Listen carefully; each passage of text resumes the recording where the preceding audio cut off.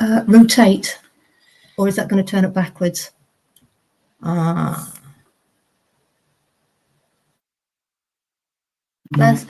have you got your device on landscape? Do you know what I mean? No, I can hold it. What about if you turn it the other way? That way? Yeah. And again. And again. Okay, so you've got to have it in one. Okay. Let's try that. I was just thinking about this, you see. Yeah. So you didn't have to... It's a pain, isn't it? Yeah. Yeah. I remind you, it's not even doing it right anyway. Look at the state of that, look. So you haven't gone live. Rotate it again. There you go. There. Oh, you're not live. No, I haven't pressed live yet. That's probably a good... Okay. Is that not an iPad then? No, this is Samsung. Oh. Samsung. How are we going to... Squeeze in. How are we going to protect that? Can I get a jar or something? Could be, I guess, something. That's a good idea, isn't it? Well, you don't want to worry about what you're holding, do you, when you're in the middle of nattering? We're gonna... It's going to work? Is it going to hold? Things we do, eh? I know. If anyone's watching live right now, they'd be laughing. Yeah. God, how annoying. We'll just have to hold it. If it goes further back. Yeah. It will work, like. Right. What if...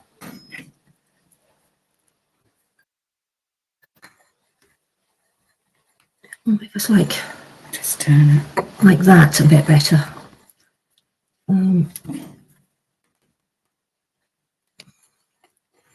Wait. There's none of it, isn't it? There we go. Yeah, look, you got number 10 behind I you. know, that looks good. Number 10. We're outside. We're Just outside. outside. Number 10. Go on then. Go on then, hit live. 3, 2. And here we are. We're outside. Number 10. Literally, Absolutely. look, number 10. Number 10. Yeah. AKA the toilet. The toilet. Toilet. Well, it says a lot, doesn't it? It does. It's appropriate, I think. I've always had number 10 Very toilet. appropriate for number 10. Absolutely, the shit Yeah. house. Right, here we are. Oh, now, dear. I was on for a little while, half an hour ago, however long, for half an hour. And I tried to kind of explain, and I couldn't because I couldn't find any bloody emails on the laptop. So, do you want to start at the beginning? Cool. That is a long beginning, isn't it, really? Well, so you can either start at where we started when I came along with my camera to kind of highlight that. Yeah. I mean, if I document it. Yeah. I mean, if I start right at the beginning. Yeah. The beginning is I knew something wasn't right, like approximately 7 years ago. And I was getting bits and pieces brought to my attention in the school. I was noticing bits and pieces. Because of how your son was? For how my son was. Okay. And how he, his lack of engagement with certain things at school. So his milestones were being missed. Yes. The way they like to say it, isn't it? Yes. And obviously for me as well, as a parent, Robert is the youngest out of 3 children. It was very much noticing extreme differences with things. So I obviously brought this up. I took it to my GP. Things were brought to my attention by friends. So I took it to my GP and we talked about, obviously, assessments for autism, How old was predominantly. he at this time? So we're talking about 5. He was 5. He's 5 years old. So Okay. my GP agreed, but to go down the pathway for an assessment, we had to have the school on board. So obviously I'd mentioned this to the school, and So that's from the doctor the doctor to the school. You have to have. So that was a supporting letter. That's it. They To who? to go to the department. I've forgotten what it's called now. So health?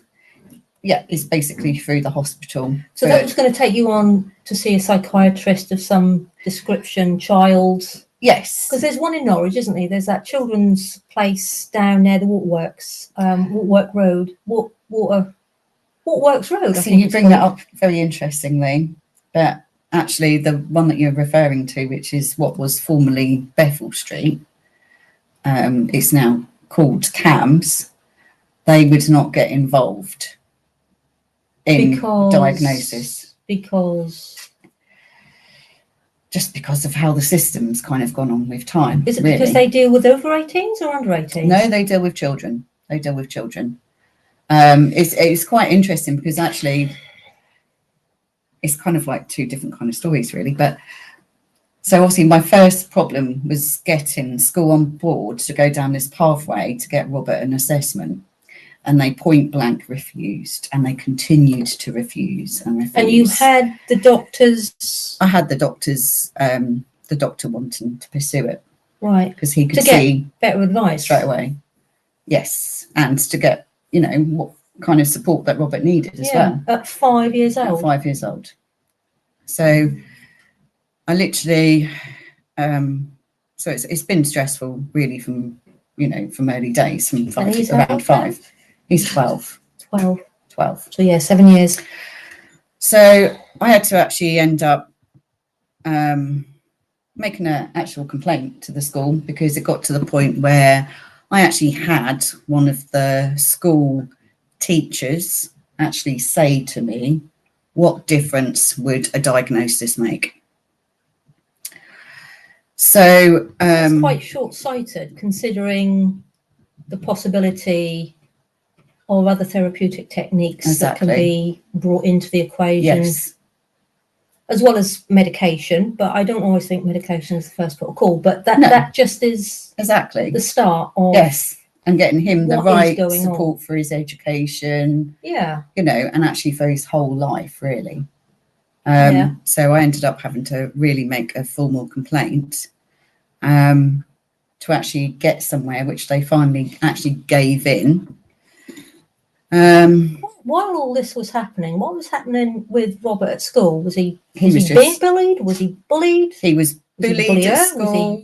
I actually brought it to their attention, and to be perfectly honest, I'm not surprised, because I have had this happen prior with one of my other children's, where you bring up the case of bullying and you are instantly told that doesn't happen in our school.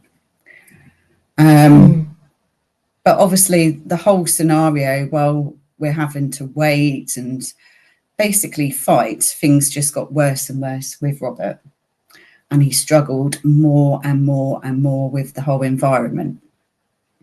He was actually assessed by the head of the SRB units. And what's that? Break that down for that's what it's actually called. So it's a specialist units that are within mainstream schools. And is that because I've heard of SEND, special needs education? Yes. I can't remember what the D's for. Not department, is it? Disabilities? It could be disabilities. Is that what that's gone on to now be? That? Well, this is the actual interesting. Or is that still another branch where it's like, do we really need another branch? Well, this is actually the interesting thing that you've actually mentioned, because as I've found out in the last few years, there are so many different departments within the education department, and none of them are communicating with each other. I mean, what departments have you got in education? Maths? Does it break it down to No, what no. the curriculum This is? is the departments within the county council. There is so many different departments. So you've got like what, child safety, child's care, child's health, You've got child's EHCP coordinators under SEND. You've got alternative provisions. You've got obviously SRB units. It's really complicated, really complicated. Right. Sounds like a bit of a minefield. It is a huge minefield, and it doesn't kind of stop there. Go on, carry on. I'm filling up again. Yeah. So filling up. I'm filling up again. Just have a quick. We're okay. No questions. All good. Yeah. So basically, can't remember where I'm going because my mind can go quite quickly. But and you've had quite a stressful week as well. I've had a hugely so, stressful few months, to be honest. Definitely since September. I've been more aware of it this last week. Yeah, probably the better way of saying yeah. And this last week has been horrendous. Yeah. It's actually got to the point where today I've actually been threatened by the education department. On those emails. On emails that have been sent to me today. Yeah, I would like. I don't know how to show them on the screen, or whether or not you want to read through. Yeah, them. I can read what I can through them. Yeah, and then you're comfortable with what you want to say and what bits you want to leave out, but just say what you want to say. Yeah.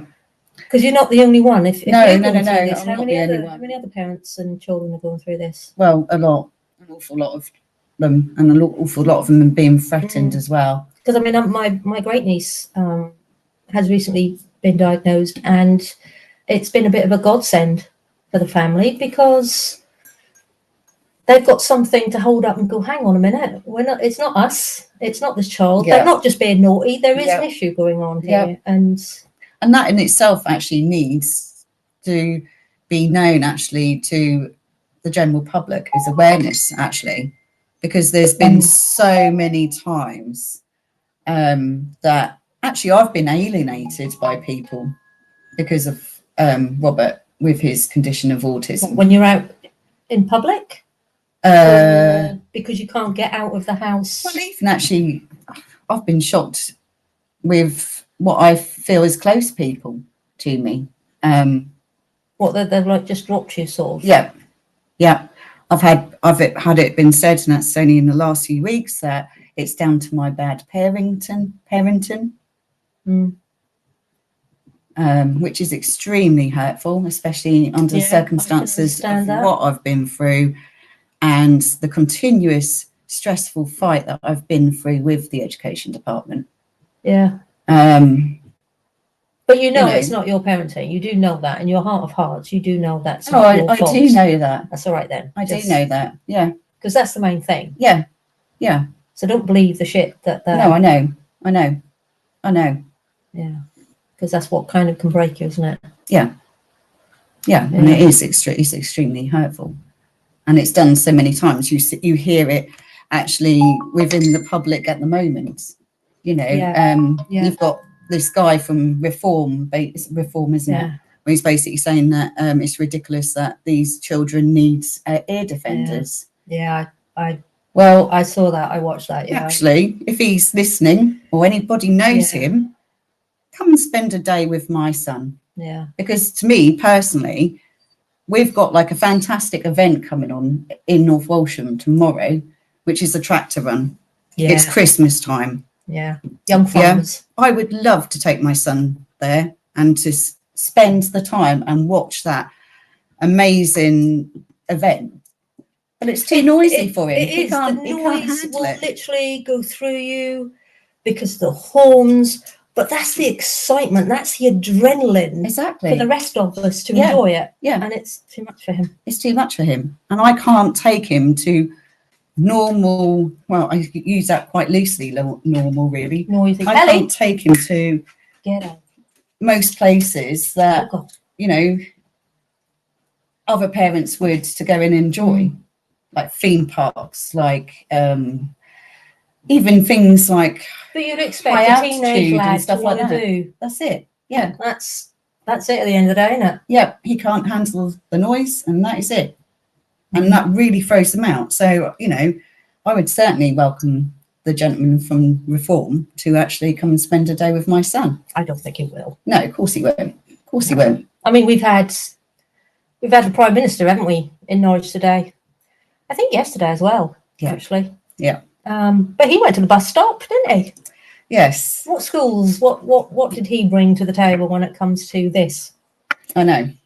But oh, hello, Dad. at least the bus stop was saved. No, actually, I'm not being facetious. I'm glad the bus stop was saved. Well, of course, yeah. You know, we don't have to. I'm fed up having to pick and choose of. Well, do we want to get rid of our like telephone boxes and stuff like that? It's just she's got very long nails. It's just I'm fed up picking. Why can't this be included? Why can't we have a list of priorities where it's like this money needs to be spent in this area? Excuse me a second. Right, Ellie? That's all right. Yeah. We'll go out for a bit. But that's the whole point of view, digressing. because in actual fact, obviously, there's another gentleman that's bringing a lot of points of view about Norfolk at the moment. Marcus Piercy. And he brought quite a valid recent one in the last few days about the Haymarket and how many millions they've spent on the Haymarket. Why does it need it? When there are services that need that money more so. It's going to be less shops as well. Yeah. I mean, they spent all that money, haven't they, outside of C&A or Topshop, wherever, you know, that area. You know, the brain's gone and millions. Why are they spending money? Yeah. I know. Yeah, I see your comment actually, Emma, with regards to short breaks, but boy, has that got really complicated and stressful for a lot of parents. Yeah, that's a really, really interesting one. There's a lot of problems I'm seeing with short breaks at the moment, where the system is going down and crashing, and just because the whole of the online stuff. Yeah, well, I don't know. It just keeps crashing because it's like a prepaid card that basically you can use to actually go to different things with your children. And it keeps crashing. It keeps crashing for people, and it just seems a lot more hassle than it's worth, in a sense. And a lot of people are feeling that as well. Like that's what they want it to be like.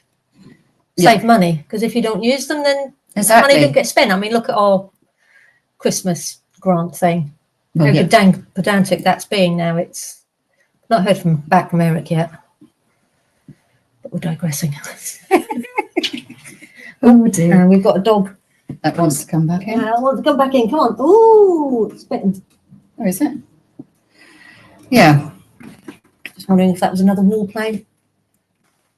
I mean, you know, spending money on what was it, short break? Yeah, short breaks. Give money to help children get out a lot. Can't benefit from it as it's too much. Yeah, it's a much harder process. Much harder process. In fact, to be fair, all of the services we send are a hard process. Yeah. Because obviously what I'm actually hearing as well, you know, I've had it said to me, oh, as if it's like it can magically happen and it's so easy that why can't your child get a placement? Do you know what? I ask myself that question every single day because it really infuriates me. So basically, my son's now probably been without an actual proper education placement for, I think it's 3 or 4 years, something like that now. And what infuriates me is you're not treated the same as if you was going to a mainstream school. So basically, you have to go up against a panel, which is probably, I don't know, every quarter maybe. A bit like a tribunal, isn't it? It is. A continuous tribunal. It is like a tribunal. However, I've been to a few of them. The people on the panels do not meet the children. They also do not speak with the parents. It's very alienating. I have actually heard as well, I've had it said to me by another parent that it's not what you know, it's about who you know within these schools. And they told me that's how their son got a placement at a specialist school, which is extremely unfair. A child could be without a placement, like my son, 3 or 4 years, if not longer. However, a child that's just signed up to go on to a specialist school placement, which could still have an actual school placement, this is where it gets very confusing, could actually jump ahead of your child that's been without a school placement for so long. And they can say it's about the needs, but I find that I was going to say, to break that down, rubbish. How? To break that down, is it because of the placements out there? I mean, it's got to be unique. They're literally picking and choosing who to have. But wasn't that the whole fear of these academy schools? Was they can pick and choose who they want? Yeah. They can literally pick and choose. Yeah. I mean, the most disgraceful thing that I've actually had this year was we was actually offered a school placement from an independent school, and I still have had no response about this. They wanted to come into my home to offer Robert a placement. So they come into my home and they physically offered Robert a school placement. And then she turned around, which, okay, I can kind of see it, and I don't want my son to go backwards in any way because he's come so forwards. They then actually, within a few days, retracted that placement and said they felt that the cohort would not be suitable for Robert and would send him backwards. So they didn't believe what her assessment was. Which in my mind, if the panel are going based on your EHCP, then that panel is not working because they made the decision for my son to go into that school, which got taken away. A shit decision. A shit decision, yeah. And nobody will actually answer that decision either. It should have been by the person that saw him and did that report. That should have just been enough to say, right. Yeah. But then they obviously don't trust who they employ to do the jobs, does they? Crazy. Well, this is half the battle. Christ. I mean, that's the battle I've had. And I've had literally management at the education department, and I will name names here because I've been waiting for them for, again, I'm going to say approximately because my mind's not great, around 3 to 4 years. And it's still the same people. As far as I'm aware. So myself, Duncan Baker, who was my MP at the time, had a video call with both Andy Covell and Nikki Ryder. And they literally, their management within the education department. So I think one's the Zend manager and the other one's something else. Right. And this is at Norfolk County Council. Right. They begged me not to go to tribunal. Begged me. And I didn't particularly want to go to tribunal. Oh, it's stressful. Because it's stressful. I work extremely hard. And I don't have the time to myself, let alone having the time to go down a legal route that is actually going to cost so much more money. And they kind of let these things happen of tribunals where it's a waste of money rather than giving my son a placement. Yeah, but then that's been proven with ATOS and all them when they've been doing their tribunals with disability. Yeah. They're just wanting to put tribunals because they've got a need to get as many people off their books as possible. Yeah. And the cruelest people sit on those panels because they're the right people to get rid of. They've got no empathy. They've got no understanding of well, they clearly have understanding of their job role, but it just takes it to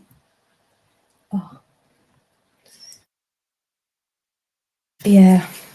It should be common sense, really, isn't it? Why was this worker ignored with her report? But yeah, go on, carry on. Yeah. So these two guys. So these two people, which is Andy Covell and Nikki Ryder, they promised both myself and actually Duncan Baker to another video call for a catch up once they look into things to let us know what is going on. And obviously they begged me not to go down the tribunal route, which I didn't necessarily want to go down anyway. Yeah, but then did you feel that you had their support by not having to go down the tribunal route? Well, I felt by their video call that I was actually finally getting somewhere, and we would get some movement, basically. Right. Okay. But they've actually failed, and I'm talking now 3 or 4 years, they've failed to come back to me on a video call. They ignore every single email. So you basically should have gone for tribunal then, really. I should have done. They advised you not to. Yeah. And this is the problem. They're ill-advising people. I mean, to be honest, I've actually done an autism course in my spare time to engage with laws around education, etc. And so my son, obviously, we go back a bit because I know we keep going back and forth as such, but my son was assessed by the head of SRB units, which I'm hoping I've got his surname correct, Paul Beardsmore, I believe. And he expressed the desperate needs that Robert needed a specialist placement, which he obviously advised. And because Robert was so struggling with school, etc., obviously Robert's primary school, I can't really fault them in some ways because they were supportive once they got on board. They were obviously conversing with him, and when Robert was really struggling, Paul Beardsmore actually recommended that Robert be excluded from the primary school, which I will quote, he stated, to get Robert a placement quicker. Okay. So obviously from what I found out by doing my course, it is actually illegal for them to actually exclude, especially with a disability. Yeah. Well, that's why you got the Disability Act as well, isn't it? Exactly. It's all meant to kind of roll. Yeah. And I've brought this up so many times. And I've even asked for someone to actually explain why this gentleman was allowed to give that recommendation. Because, you know, we are like 3-4 years on and he still has no specialist placement. When you say about him struggling, how does he struggle? Is it because of the learning aspect, being in a school as education is, you know, maths, English, science, PE, all that stuff? When it comes to that, or is it because of the struggle of that, it then changes into behaviours or into meltdowns or into his behaviours and meltdowns, basically. So when he struggles, what's the worst he struggles with? It's literally a split second, and he will just throw everything, basically. Kind of explode. Yeah. And as he's been getting older, he's been getting bigger. He is, and he's a very big lad. And being 12, I have seen. Very being big lad. 12, I wouldn't want to be in a room. I know exactly, you know, the stairs incident. I won't go into it unless you want to go into it, but it's that extreme of how, as a family and how, as a parent, you have to cope with that side of the autism. Yeah. Is that why, playing devil's advocate here, but is that why he's not safe or others are not safe? How have they approached that area of need? Done nothing. And the support that you have at home we've had no support. There's just literally at the moment it's just me and Maylee, my daughter. So they've never kind of sat down and gone through the holistic side of his needs in any way, shape or form to de-escalate those exploding times. They've done nothing. And to be fair, I mean, he's not on any medication. We've worked with he wouldn't be without. No, we've worked with social services, and they've just escalated matters with Robert to the point that it actually calls for my whole downstairs of my house to be smashed up. And that even the social workers, they have absolutely no clue. They have no clue of PDA. No clue at all. Some of the social workers I know are not fit for purpose to be social workers. I know. That's the downside of... Yeah. And I'm still waiting actually, because Robert finally got his diagnosis last September. We finally had to go through the right to choose pathway. And I'm still waiting because they said autism, PDA and dyspraxia. And I'm still waiting for occupational therapy to contact me about dyspraxia, which was recommended by that specialist. And they were also going to recommend for him to go through an ADHD assessment as well. And I still haven't heard nothing. And until any of that happened, will you even be able to find a solution, even at a crisis point, of what medication could be there for him? No one's even mentioned medication to me. Because, I mean, normally in the adult world, you know, if somebody gets agitated, you know, there's ways and means to go down that list of finding the better solution for that person, because not everyone is the same. So being 12, it's kind of, is he capable to have that to be pushed back on him to say, right, a bit like self-harming, you know, what's the 10 steps we're going to go through? What's going to be the best solution to this problem? And it is short-term management because you're in that crisis, aren't you? So, and this is the thing as well, because it hugely affects his sleep. His sleep is so up and down, extremely up and down. You know, if he has, shall we say, what we would call a really good week, that can cause extreme fatigue to him. So the following week, I'll be lucky if I can get him awake. It's, you know, really, really hard. And it's hard to explain that to people because, again, people do not. If you've not seen it, you ain't got a clue. They don't get it. No. And that child that's kicking in the aisle in the shop, they will either bitch or they'll carry on walking. I've had that. I've had that. It's no different being in a shopping aisle to being in your living room. That child does not, I don't think, take into account where they are. It's just how they are melting at that particular time. And actually bringing the fact to the supermarket, imagine how hard that was during the times of the wonderful lockdown. Yeah. Well, I was trying to keep my child into that controlled order. Yeah. And it was like that with learning disability, with the lady I was working with, dementia. How do you manage that, especially when places are shut or you can't walk? Do you know what I mean? It's just that complete change. Yeah. And yeah, I totally understand that. Yeah. Yeah. So where are we up to? So these two guys, they kind of ruled against. Nothing has happened. And are we up to this week yet, or is there still?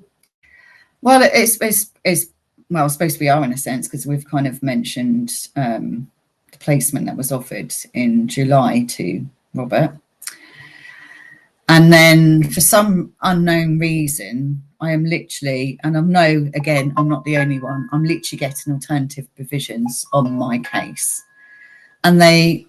Quite frankly, I'll be really blunt, they're very impossible to deal with. Are they the daily ones? They are. So basically they're alternative provisions. So if you come out of a school placement, like a mainstream school placement, they then have to find your child an education setting. Next best thing. Is that how it's seen? It's kind of that midway point. So it's like a stepping stone before you go into like a specialist placement. So they Which do. you would have thought would be that Yes. assessment time Yes. of what needs do need to be met and where's the best Yeah. place to go. Yeah, so they can either offer tutors coming into your home, or taking, once your child is comfortable, then taking your child out, or they offer, I'm going to say this very loosely, short stay schools, because they're not short stay. Again, down to cost and staffing. It is pretty much that as well, and just the whole problem of finding placements. So when Robert was actually excluded, because I was working, and I was stressing that I was working because I need to work myself. I have a mortgage. I'm a responsible person. For my own mental health, it's good for me to work, because if I was within my home four walls, I'll be climbing up them, quite frankly. So, I know I've had like, oh, you could home educate. Yeah, I could, but then it would affect my mental health, and I need to work. I don't have any support network to help me with that. So it is actually all on me. You don't really get any help with home education anyway. Strangely enough, actually, I suppose in a way, all the money that really should be going to a child for education, you won't get anything. You won't get any help whatsoever. You have to and you even have to actually pay for any exams as well with home education. Yes. So yes, I mean, partly not I feel like expensively though. They're normally like it's expensive. I thought it was like £30 for No, or something. no, it's a lot of money. Is it? It is a lot of money. Yeah, it's a few hundred. I would say if I remember rightly, what I've heard, it's about £600 per exam. Wow. Yes. And do you get help with that at all? No, nothing at all. Nothing at all. Oh. And to be honest, I mean, I'm partially feeling that they're trying to push me down the home education pathway. Well, it relieves them of the responsibility of finding him a placement, and the cost is then saved, and they can move to the next child to think, right, where can we now start making savings again for the next child? But then also, on the other hand, the EHCP coordinators recommend not to do it. So you're really stuck in catch-22, really stuck in catch-22. Bring them on camera. Yeah, I don't think they would.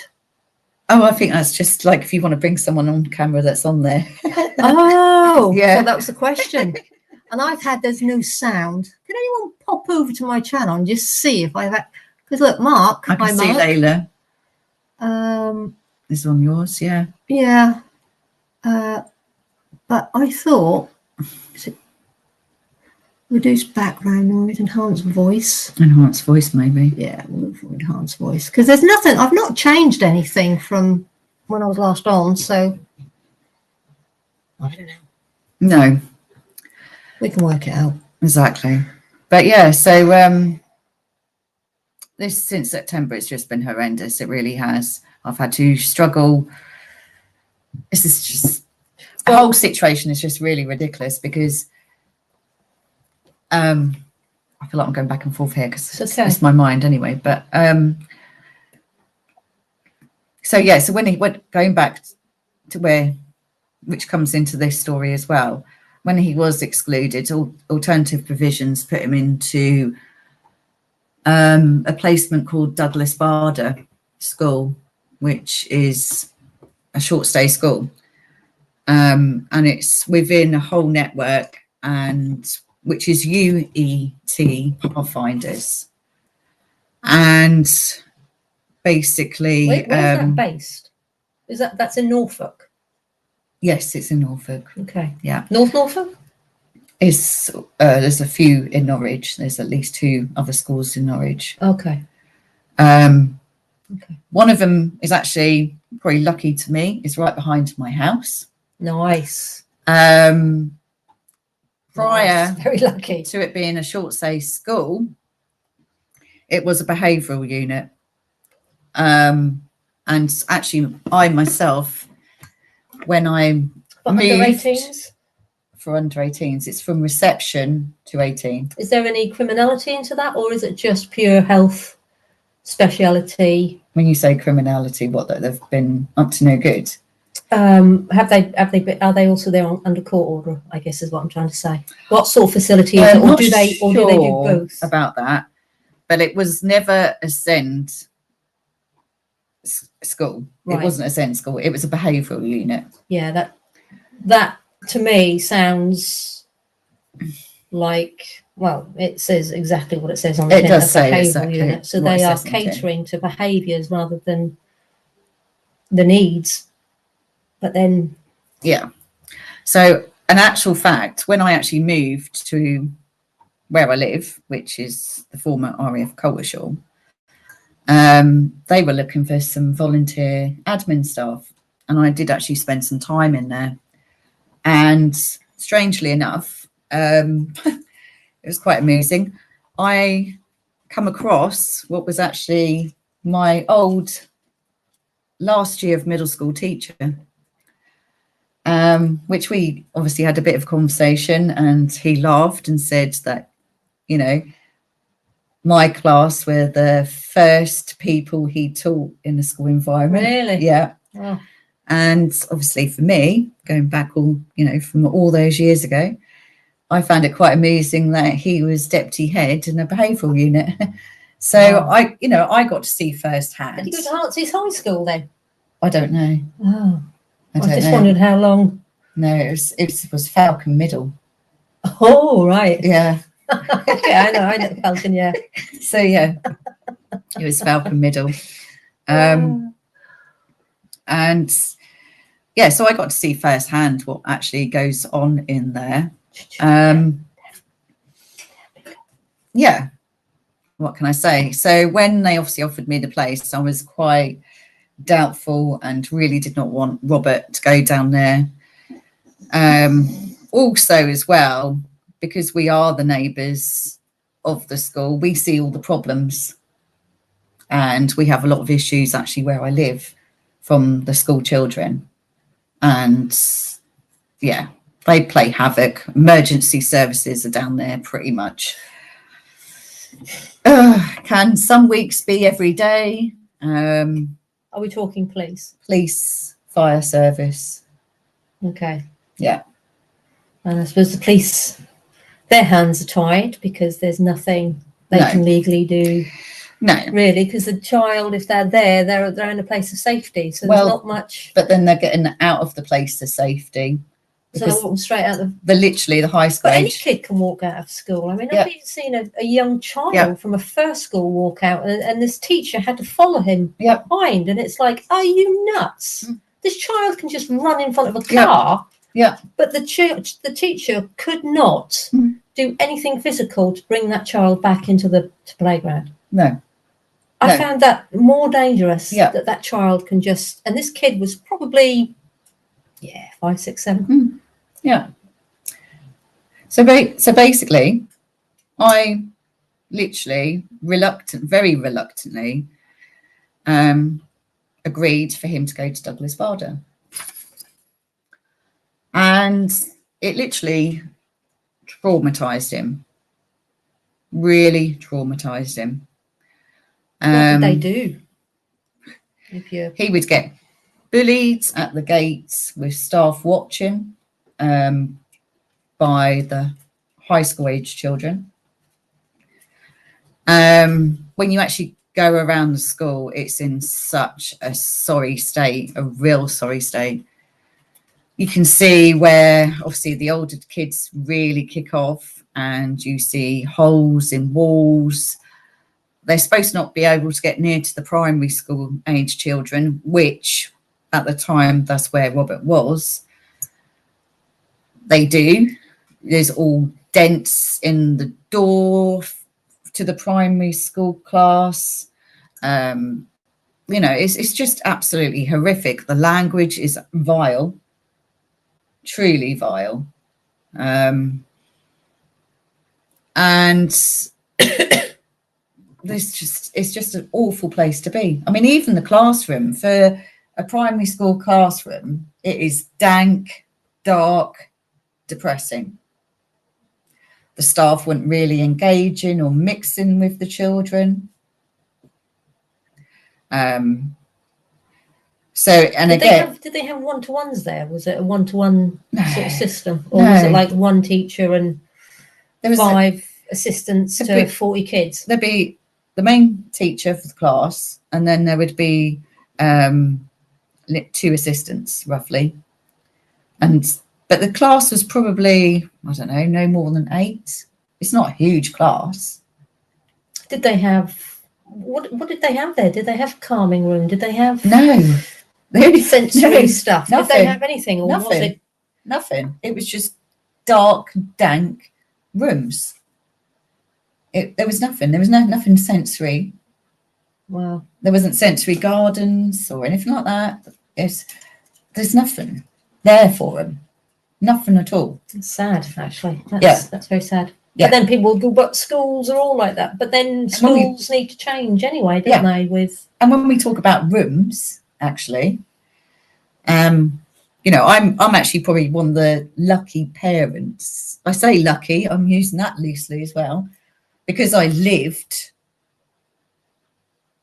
literally a 2-minute walk away, where a lot of the children that come into that school, they can travel in from Thetford, Yarmouth,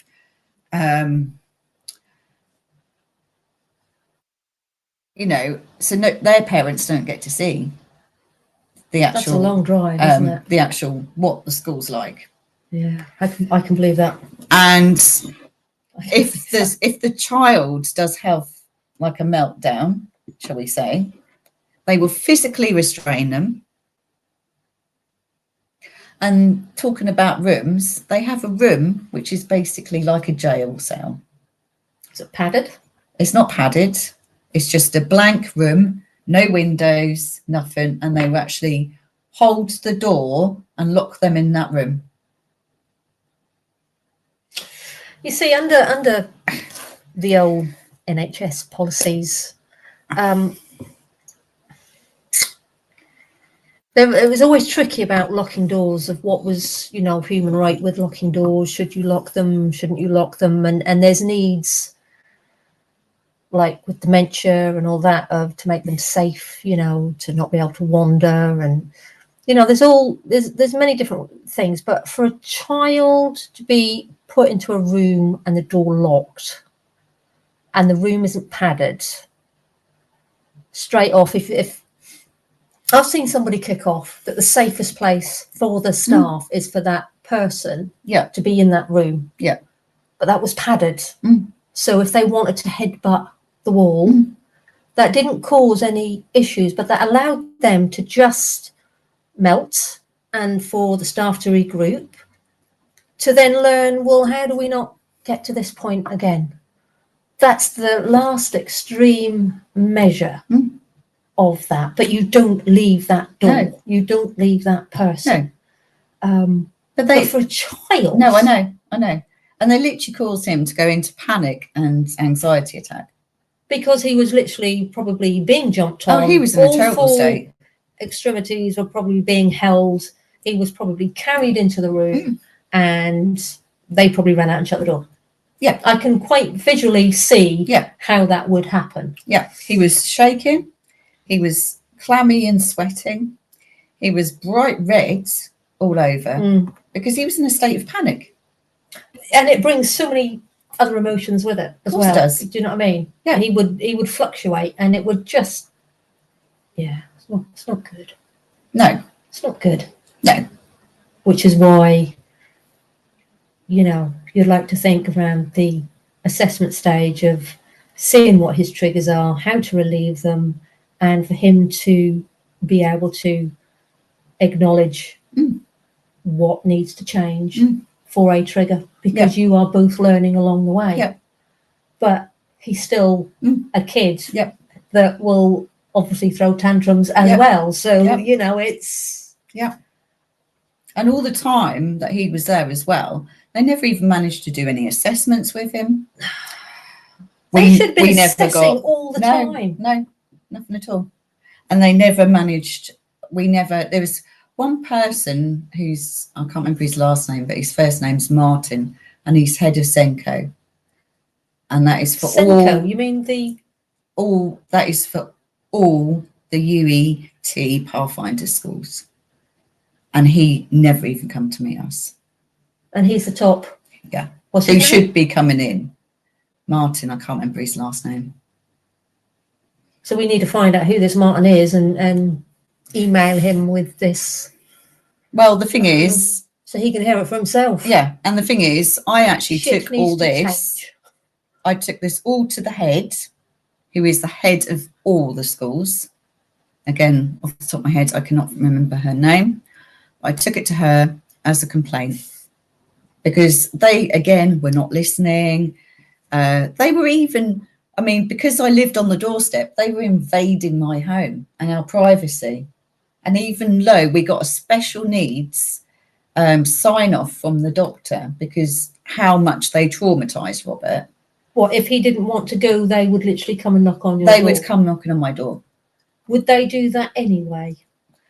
It's supposed to be part and parcel of safeguarding. But even though we had a written doctors to sign him off under medical needs. At that time, they were still coming pestering right at home. And actually sending that's wrong. Sending staff that we clearly had told them were triggering Robert. Because they were probably the ones that were involved. Yes. With what happened. Yes. I mean, that's not brain science, is it? No. They'd even go behind my back because I'd have conversations with them and they'd actually go behind my back and still do it anyway. Yeah. So in the end, with that circumstances, I was forced to say, right, I've had enough, I'm going to home educate. And I kept getting told, no, don't do that, don't do that. But I was given no choice because the school is just not suitable. It's not suitable for SEND children. And this was... And the thing is, you know, I wasn't just seeing my son, I was seeing other children with SEND in that classroom who looked petrified. And I'm really good at reading body language and you could see the fear in their faces. It was awful, really, really awful. So where we've got to right now is Norfolk County Council, even though we've had conversations and we have to have these reviews for EHCP, are trying... What is EHCP? Educational Healthcare Plan. Okay. Yeah, laughable, isn't it? And even though we have to have these reviews. How often? What, like every 3 months or something? Really kind of yearly, but you can have emergency ones as well. This one was actually done under emergency, where they're trying to force a placement. Right. So what they've decided to do, even though, you know, we've had that conversation and I've stressed, I mean, I have a GP letter, I've got the specialist that diagnosed Robert to actually say that the school traumatized him and I should never send him back to that school environment. Right. And actually it traumatized him so much that basically he had what is called an autistic burnout, which is basically the same as nervous breakdown. And he just shut down. He literally shut down. And it was to the point I couldn't even get him out of his bedroom. You know, which again is not trauma. It's not good for a child. But they've gone, you know, pushed and pushed to go against my wishes. Even our current education people that come in have stressed it would not be a good move and it would send him backwards. And they've just pushed and pushed and pushed until a couple of weeks ago. They basically told me a placement would be starting on the 6th of January, which was a bit of a shock to me because I thought they would listen to me. And they want Robert to go back into, well, originally they wanted him to go to Douglas Bader again, but they want him to go back into another UET Pathfinders placement, which So would be they're basically going to get the Danby Wood. contract then, Yeah. aren't they, for this child? Yeah, which would be Danby Wood. So literally, I've been fighting to get that changed, because there's no way I'm going to put my son through that trauma again. No way. It's like they've just sold off education, haven't they? Oh, they just don't care. I mean, they you know, when they were pushing for Little Plumstead to close, you know, they were buying all these bungalows and pushing them to kind of go out. But then it also started up that some people were actually buying the bungalows and turning them into a business with their own staff. And they were cutting corners because you needed like PPE and stuff like that. And it was just like, it didn't work. So then, you know, money was being made. And it sounds like this is the same thing, you know. Education isn't there in the mainstream, so we'll privately send them over to pathways and government will send them loads of money and they do what? Yeah. But the thing is, pathways even admitted they were not a suitable environment for him. Well, probably not. So why on earth would you send him back somewhere that's just quite clearly not suitable? But then that's a behavioural unit, isn't it? You're talking about, I think the behavioural unit sounds very much like there was like court orders in there for the child to have to be there, just like there's still a place actually in Little Plumstead where, you know, they're dotted around. Don't want to go to school. It is. Well, you've got that aspect as well, but I'm talking about when there's like a medical need to their health, which causes normally, you know, that causes the criminal sense, and then they have to be put away in these units. But that's normally over 18. Anything under 18, why should that be labelled as behaviour when it just is? You know, we've got autism. That is a label that is different, that is unique to the person. So therefore, why aren't they doing their assessments properly? And even if they are, they're being ignored. Yeah. I would almost ask you, what is the purpose of an EHCP coordinator, really? But really, because it's not doing anything. I mean, the email you received today, was extremely threatening. Did you want to read it? Did you want to? Yeah. Did you want to? I mean, really, it's obviously started a couple of weeks ago, and it's also telling me the left hand don't know what the right hand is doing. No, and obviously, again, because I mean, they put you through that stress, then they get this, and it's like, why wasn't that CC'd to all of these people before that came to that email to be sent to you to cause you to go down that stress route again? Yeah. I mean, to be fair, I had to take it. My EHCP coordinator took all my comments and put it through as an official complaint to the complaints department at Norfolk County Council. When was that? That was a couple of weeks ago. Was that when you went into Steph's office? I went into Steph's office. And that was then. Yeah. And that was which Steph actually replied within, sent an email to them within 2 hours. Again, I will actually state that again, there's been a lot of, you know, name calling and calling Stefan a liar, etc., in respect to this Sheringham bus shelter. That's actually Norfolk County Council will not respond to Steph. And I'm witnessing this. They refuse to respond to Steph. Steph has actually asked for video calls, asked for a response. But he's the MP. You see, to me, technically, that is their boss. Yeah. So if they're not responding to him, you know, are you in the right job? That's my first question. And two of those county councillors are two that are here in North Walsham and Worcester, and I'm not keen on either of them. Really? Yeah. So eventually I did actually get a reply back from the complaints manager, apologising to hear that I'm dissatisfied with you know, the way that they're responding. And he spoke to the Zend team, who have stated, with respect to the Pathfinder placement, the Zend team recognised the significant trauma and breakdown of trust associated with Robert's previous experiences in Pathfinder settings. The local authority does not intend to insist on a return to any Pathfinder type environment, including Danby Wood, unless it is clearly agreed as suitable by both Robert and my family.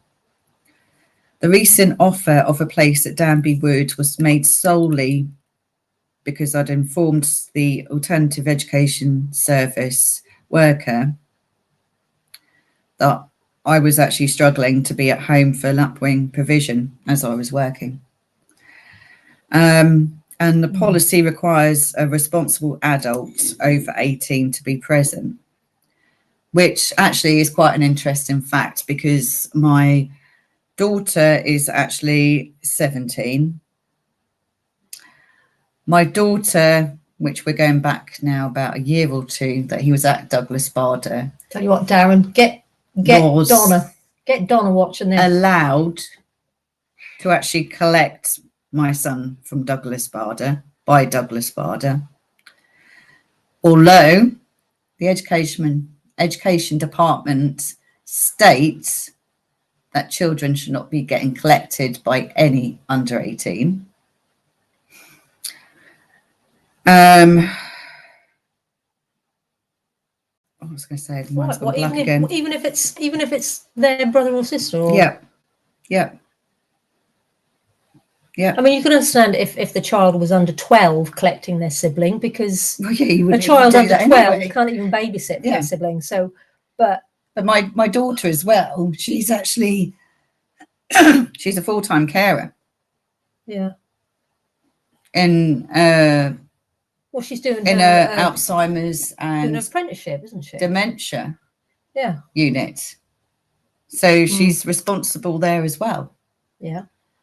So yeah. But so basically, she's got the experience probably from a little brother. She has. Yeah. Yeah. Life experience. Exactly. Mm. So basically they say that the site offered is entirely separate from previous locations and includes a nurture class with its own entrance. Now, to be fair, the Douglas Bader classroom that Robert had its own entrance. Right. And the problem still happened with the older children. Of just leaving. Yeah. And, just going uncontrollably around the site. So yeah, why would I want to put my son back into that environment, especially when the head of Senko failed? They failed to do assessments. They failed to really qualified to do these assessments. Well, and if they are qualified, why are they being ignored? No, I know. Well, they just couldn't do them. Or they couldn't do them. Yeah, just couldn't do them. And then also, actually, the way they handled my complaint was pretty so matter of fact. It was, a bit patronising, to be perfectly honest. Probably somebody that doesn't have a clue. Well, it's just somebody sitting in an office. It's the head teacher. Oh, it makes it worse. I see a whole network of these schools. So why would I want to put my son back in there? I just wouldn't. No way. We've got. But you wouldn't be the only one. No, I know I'm not the only one. Have problems with Pathfinders. Well, Has there been other? I've seen a lot of other people on forums that have problems with Pathfinders, and again, they're being threatened the same way as me, that they have to take these placements, or they will face being what was I can't remember the wording of it. It's in the email that I actually got this morning. Let me have a look. Incredible. Yeah, Right, the email. next. I must make you aware that if you do not accept the place on offer at UET Pathfinder Academy, we will refer this matter to the Children Missing Education team, who will consider enforcing attendance through a school attendance officer. So they're threatening me. Read that again. Read that again.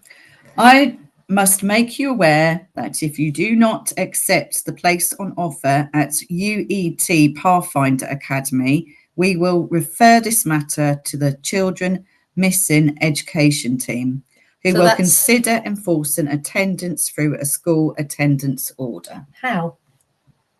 How would they fulfill that? Oh, I'd love to know.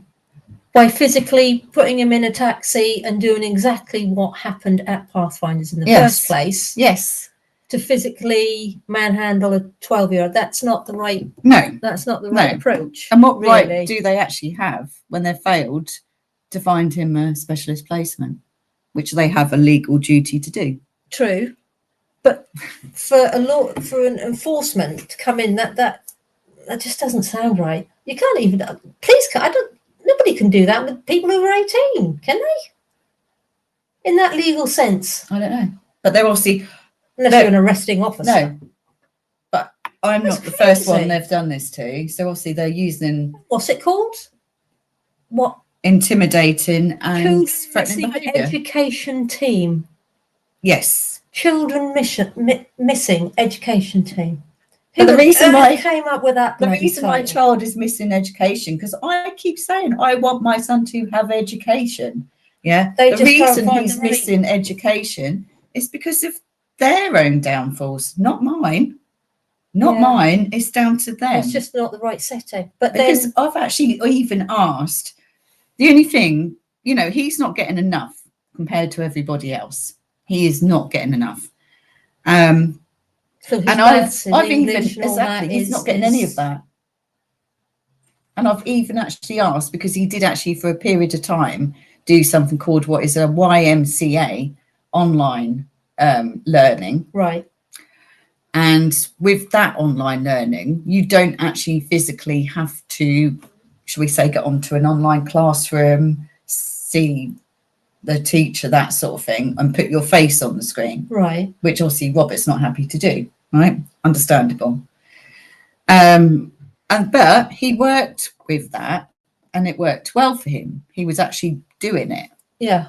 And I've put that suggestion to them so that he gets some maths and English, and they refused to do that for me. They say it's only available to pupils that are on medical needs.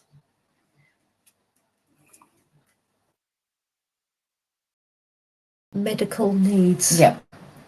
What if they're connected to a dialysis machine or some sort of illness that they can't leave? Mm-hmm. So they will do it then for that. Yeah. Or like in the case where he was signed off by my doctor for medical needs at Douglas Bader.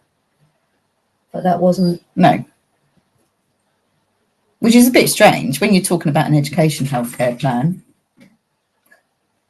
And obviously, really, he's got kind of medical needs in a sense. It doesn't make any sense. But then there's not actually anyone there that's like, right... There's no one there making the decisions across the board, is there? It's all so fragmented. It's... Yeah.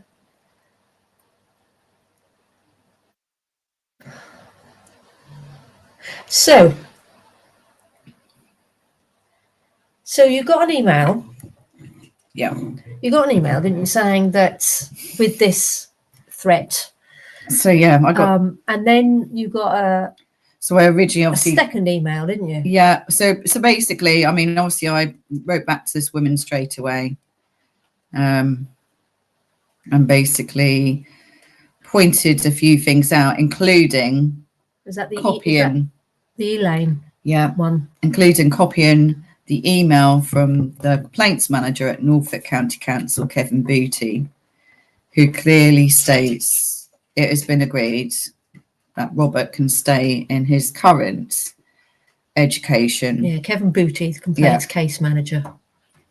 strategy and transformation. Yeah. Sorry. So Elaine, I'm just trying to see if there's. She's alternative provisions.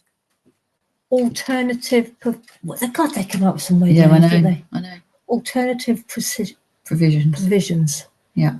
Which obviously means they're the people. She's got to find another solution that provides education. Yeah.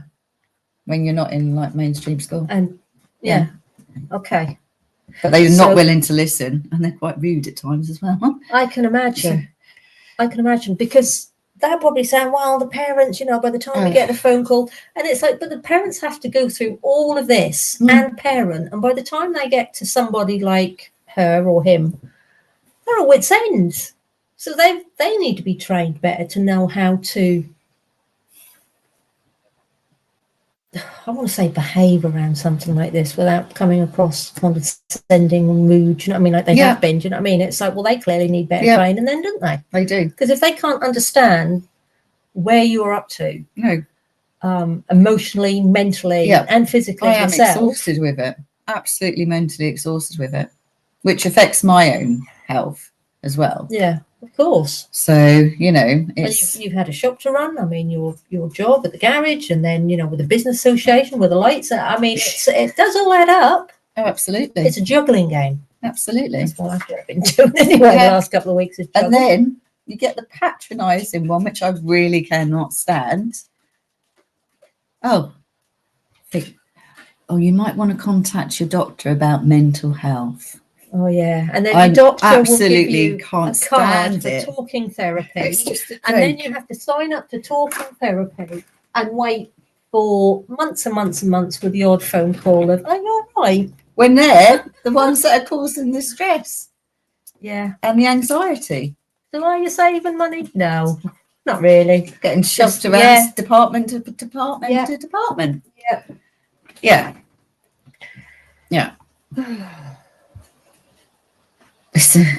So, and then you went to Sainsbury's tonight and you saw someone connected to Stefan. And how did that go? That went really well. She'd actually just emailed me just before I seen her, for about half an hour before I'd seen her. She's the one that helped you a couple of weeks ago. Yeah, she's the one that helped me a couple of weeks ago. And so she'd sent me an email just to see how I was doing with everything, because yet again, yes, Stefan got a response from Norfolk County Council, but it was extremely minimal, to the point of all they said was, we've responded to Robert's mum, and that was it. That's all they told him. They would not engage with him. Are they using data protection to hide behind? Well, they can't, because I have to actually, with an MP, you have to actually sign a formal letter to say that they're acting on your behalf. And they still didn't? No, they just basically cut him off dead and said that they've responded. This is an MP. An MP normally has clout, and it also means that they can come in and really kick ass. That's what I've grown up understanding what an MP is. I do. I mean, I do wonder sometimes. I mean, to be honest, I did actually see Duncan basically kick some ass. Yeah. But it's made a little difference with Norfolk County Council. They seem to be just on their own little agenda. Well, not listening to people and not listening to elected MPs when actually we're not even allowed to have an election with our county council. Yeah. And the devolution money with the mayor, that's not happening either. That's been cancelled too, hasn't it? That's it. Yeah. So next year's big thing of choosing a mayor in this unitary Norfolk. Oh God, no, 3 unitary, isn't it? Between West, East, and City, and it's just like, this is crazy because they're all squabbling over keeping their jobs, yet still spending money, i.e., like on Haymarket and all that's, and it, where's this money coming from? I don't know. Because it's not being used right, is No. it? I don't need to worry about the Haymarket at the moment. There's bigger things out there to worry about.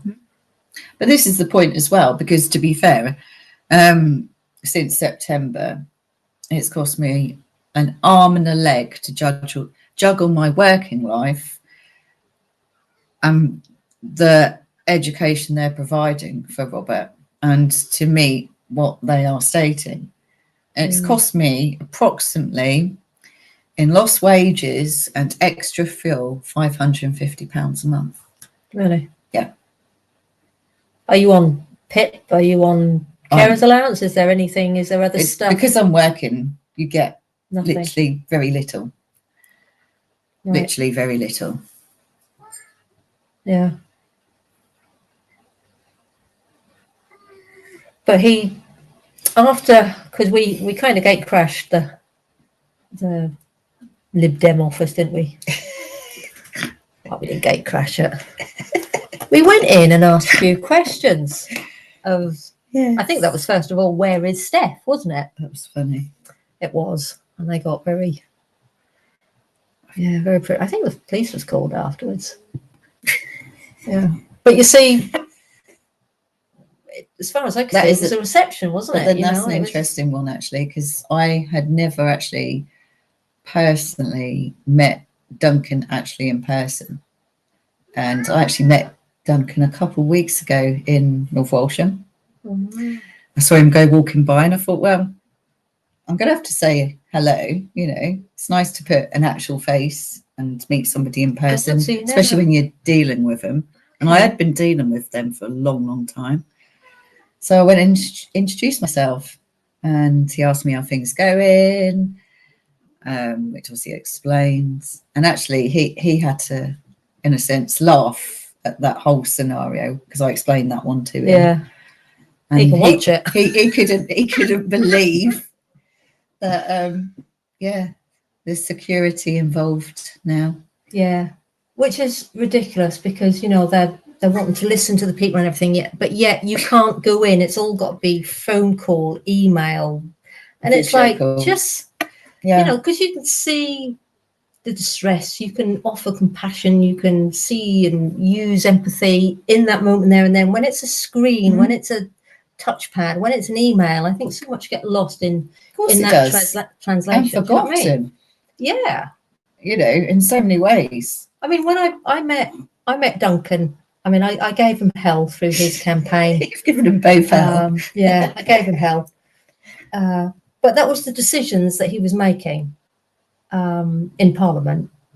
That's what I was giving him hell about because I felt that it was that he was making wrong decisions. I didn't agree to them. And then when the place, what's the chippy called? The place. Marketplace. The chippy, with Les. The marketplace. Marketplace, thank you. You know, when that opened, I went down and recorded, you know, when the day was open because he was going to be there. Yeah. And I ended up, you know, getting some sausage and chips and sitting there and ended up actually sitting and chatting to him off camera of, you know, about the decisions he made, about politics, and about how he no longer has a job, that, you know, the day that he got voted out was the day he left, all ties complete. And I didn't realise that. You know, that was like, oh, I did that. But then, I would expect that, really, because you've lost your job, haven't you? Yeah, literally. You know, and all those case files that he had, you know, would that have been passed over to Steph? Yeah. And I mean, Steph's always harping on about, is it up to 600 cases that he's done? Or am I undervaluing that? There was a number that he came up with, wasn't there? And I can't remember what it was. And it's like, what happened to those people? What happened to you? Because on his caseload, where did that go? Once a new MP come in, what? You've forgotten about again? Yeah. Excuse me. Oh, hello. Go on, big girl. Good girl. There you go. Just do that. Hide the sins. What are we up to? Hi, Kim. Is there any questions on your... No, I think I've just got some replies. We've got, yes, they did that for Ebbs when she was off with her leg for a year, medical needs, but surely could be extended to Robert. Yeah, you would have thought so. I think that's why the government are worried about extending it, because they know that they would have to extend it to people diagnosed with autism. I really do, Lisa. I really do. And I think because they're trying to cut costs so much, this is, we're the bottom end. Yeah, we're the bottom end. Absolutely. Robert's the bottom end, and there's more children like that. But as the bottom end. But then you've got the healthcare. I mean, you've got. I mean, the experience I'm going through with, like the transport. But then also, and this is what I've actually obviously stated to them all. It actually makes me feel, because I'm working, I have to pay for things like council tax and stuff like that, like every other working person. And it does actually really make you feel, why should I be paying for this when I'm not getting what I should be getting? My council tax bill the other day, and I was amazed. I was amazed by how much county council got. The cat's gone in number 10. Yeah.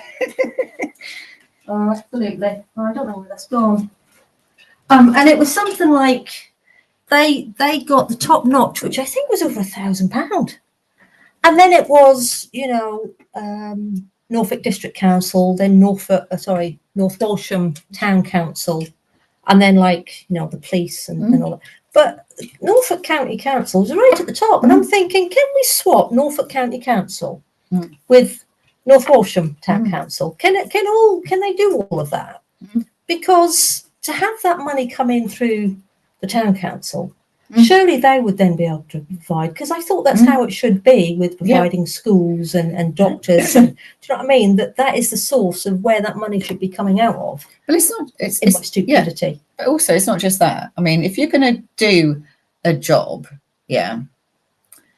this is my kind of working ethics. Okay, then you should love that job, and you should want to do the best for that job.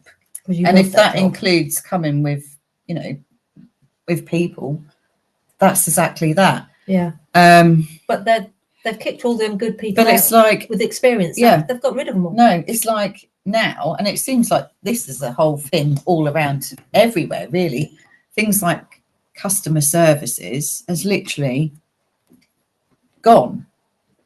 Really, in a way, we're paying county council to do the right things for our people, but we're not getting the money back, and that's meant to. So in a way, they should be fighting for us, and if they're not getting enough money, they should be saying, look, we've got this problem, we've got that problem.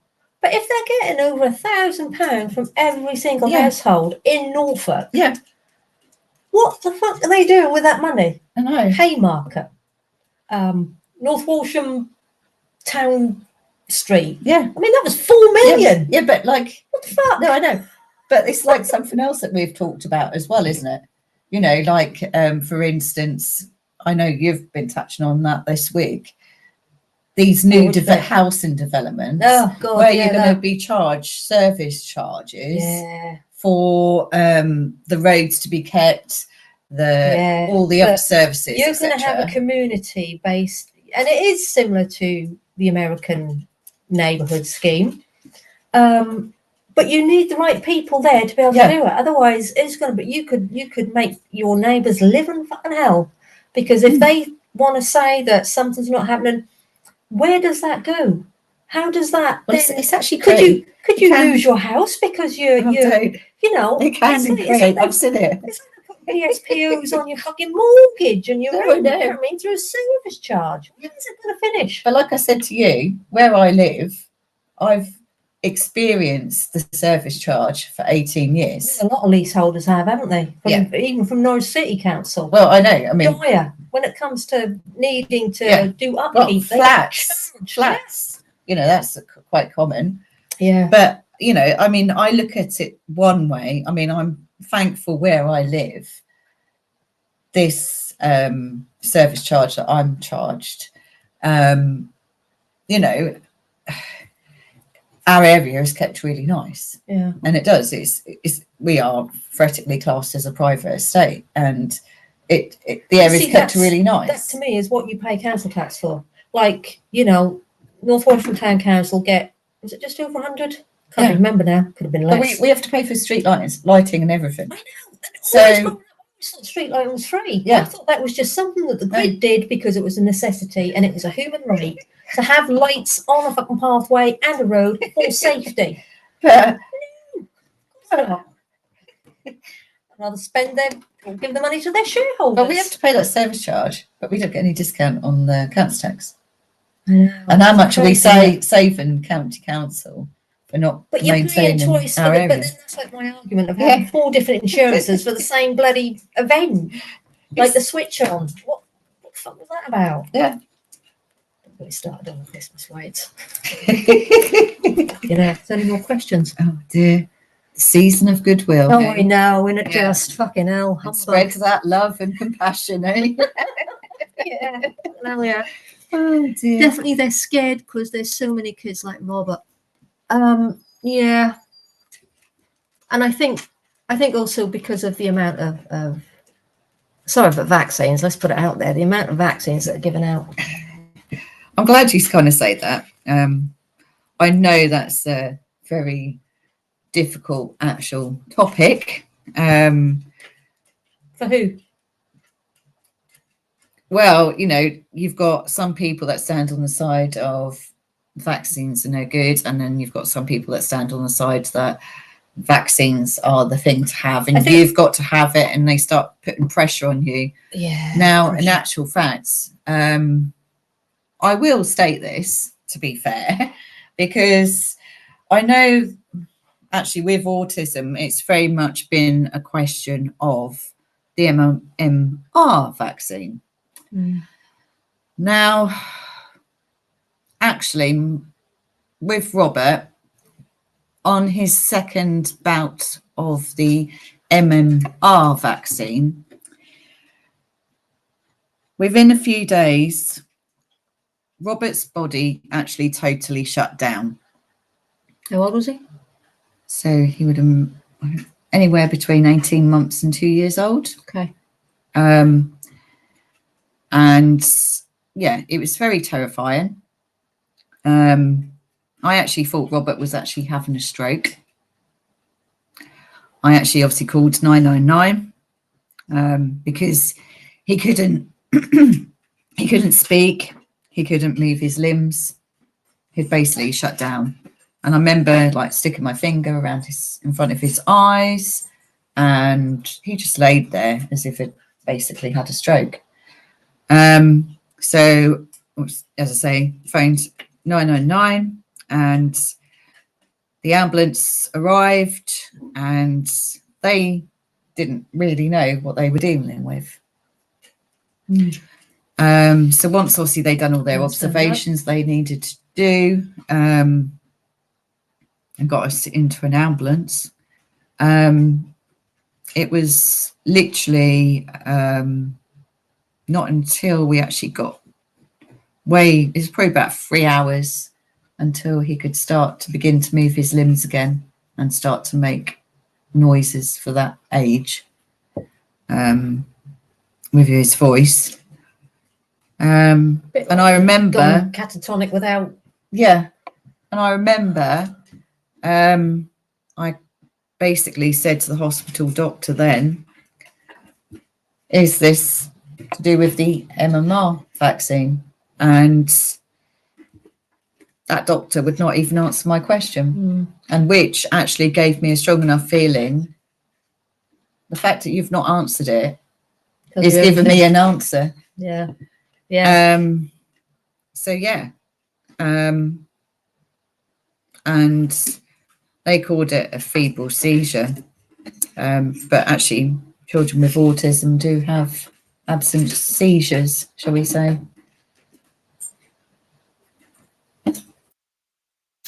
Yeah, but so the thing is that was known even when I was doing my nursing. Yeah. You know, back in I think it was the late 1990s. It was already being discussed behind closed doors, so to speak. that even from like the 19, God, I could have, oh, I think she's after a biscuit. I can't remember, it was like the 1950s, 1960s. Parents were starting to notice these things within their children. And I knew one of the parents, Yep. whose chap I looked after. I think he certainly caused him a bit of brain damage within his, he struggled to feed himself, and he couldn't do that. That was like the extreme, and she was absolutely 100% positive. It was injections. Yeah. And she had to be relatively quiet. She went on to get an MBE, but I mean, she had to keep quiet within her boundaries of, that's not to be discussed. Yeah.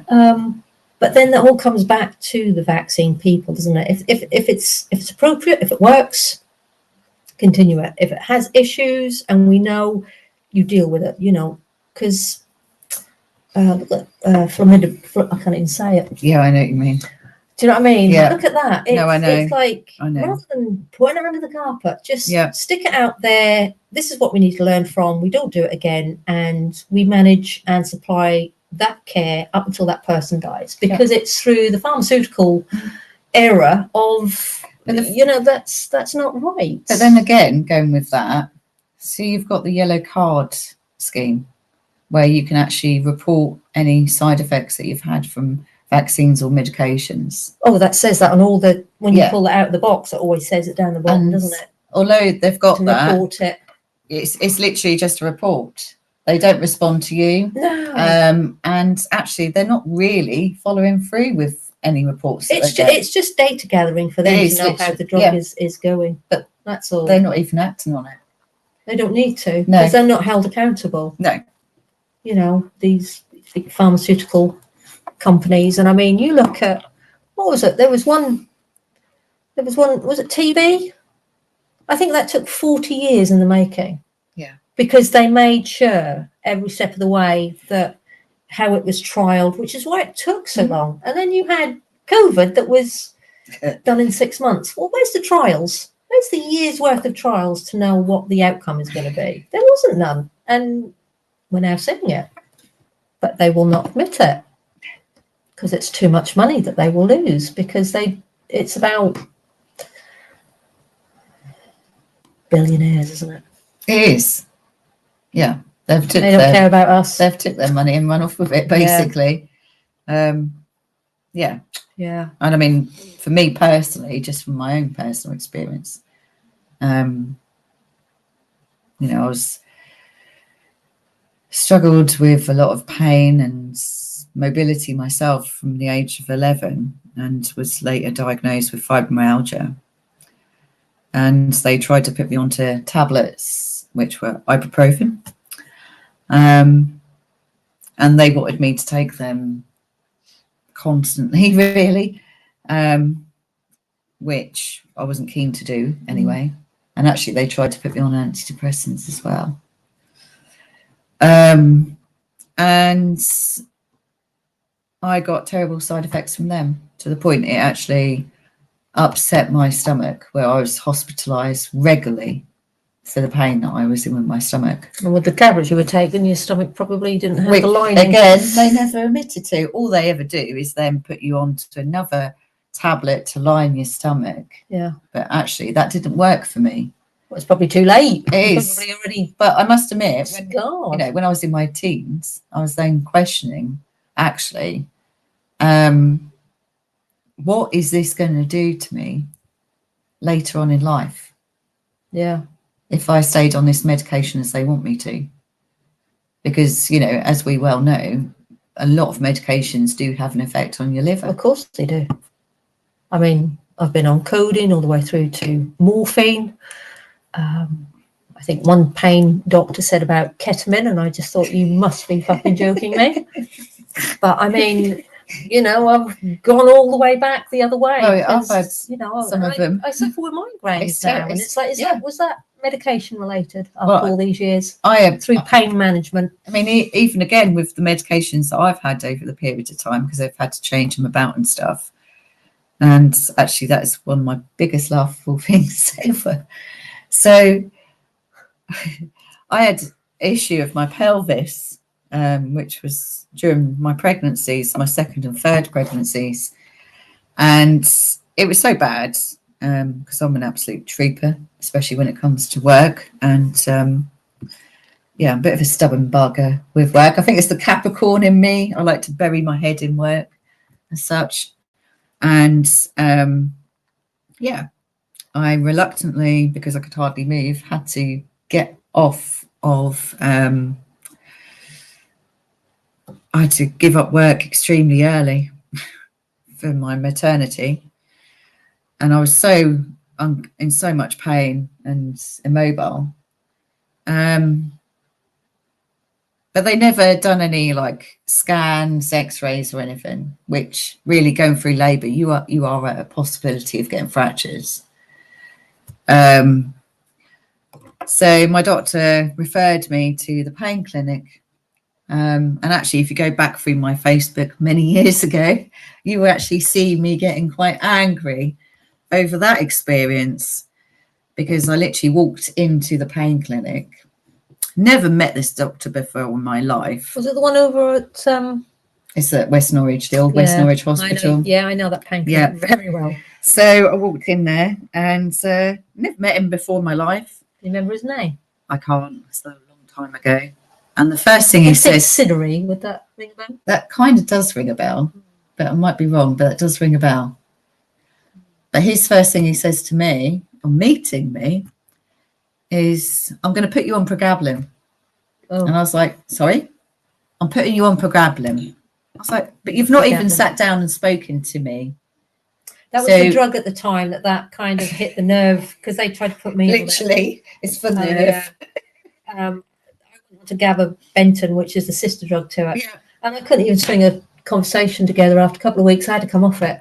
Yeah. Because I couldn't talk. No. It muddled, and it was like, what the hell drug? I came off it. It's like, I am not going to endure this. I'm suffering with pain. You are not doing this to me as well. Yeah. So basically, Jesus. At the time, I said to him, I'm not happy with that, because all you are doing is masking the problem, as opposed to actually going to look what the problem actually is. Yeah, to see if you needed it in the first place. And he turned around and he said to me, I don't like your attitude. And I actually stood up and I said, well, I'm glad you don't like my attitude, because actually I don't want to be on, medications to make me into a zombie. I want a life. Yeah. And totally understand that. He basically said that. And I said that to him. Maybe it wasn't Siddery. And he got really quite shirty with me about it. Does the name seems familiar? And I did get my own way and I got a scan. But in the meantime, he still proceeded to get that drug prescribed to me through my doctors. Okay. Yeah. A drug I did not want. Okay. I wanted answers, not a drug. Yeah. So actually, my partner at the time went to go and get some tablets that I needed for me, and he was refused getting my tablets because pregabalin is a controlled drug. Really? Yeah, he was refused. I never saw it as a controlled drug. Yes, certainly not in my.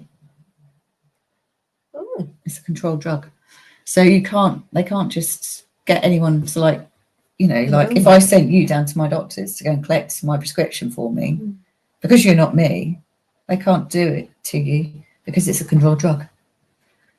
That's crazy. It is, yeah. So so they wasted, shall we say, taxpayers' money and ignored my point of view and just went ahead and issued it, even though I didn't want it. So, and they do keep harping on about all the drugs that are wasted, that people just waste, and it's how much money it's costing. But yeah, actually, these 25% even more now, thanks to Trump. these doctors are actually doing it. But to top it all off, within 2 weeks, there was a panorama program on, and you'll see this. So if you go right back in my profile, they basically done a panorama on patients going to pain clinics and begging for pain relief. Right. And I was like, really? Are you having a laugh with me? I've just gone to a pain clinic, you know, because my doctor sent me down that pathway, to actually walk straight in and be advised and told I'm having pain relief when I don't want it. Because you think that's what you're there for. Exactly. Interesting. But I mean, actually, with those kind of issues anyway, because I also actually had, after my pregnancy with Robert, I never had nerve pain before, but I got nerve pain after I had Robert. And actually with Robert, he actually got stuck on a hurt and I was rushed down to theatre. And obviously they prepped me up with a spinal injection. And I know with spinal injections and what's the other word for it they use? What's it called?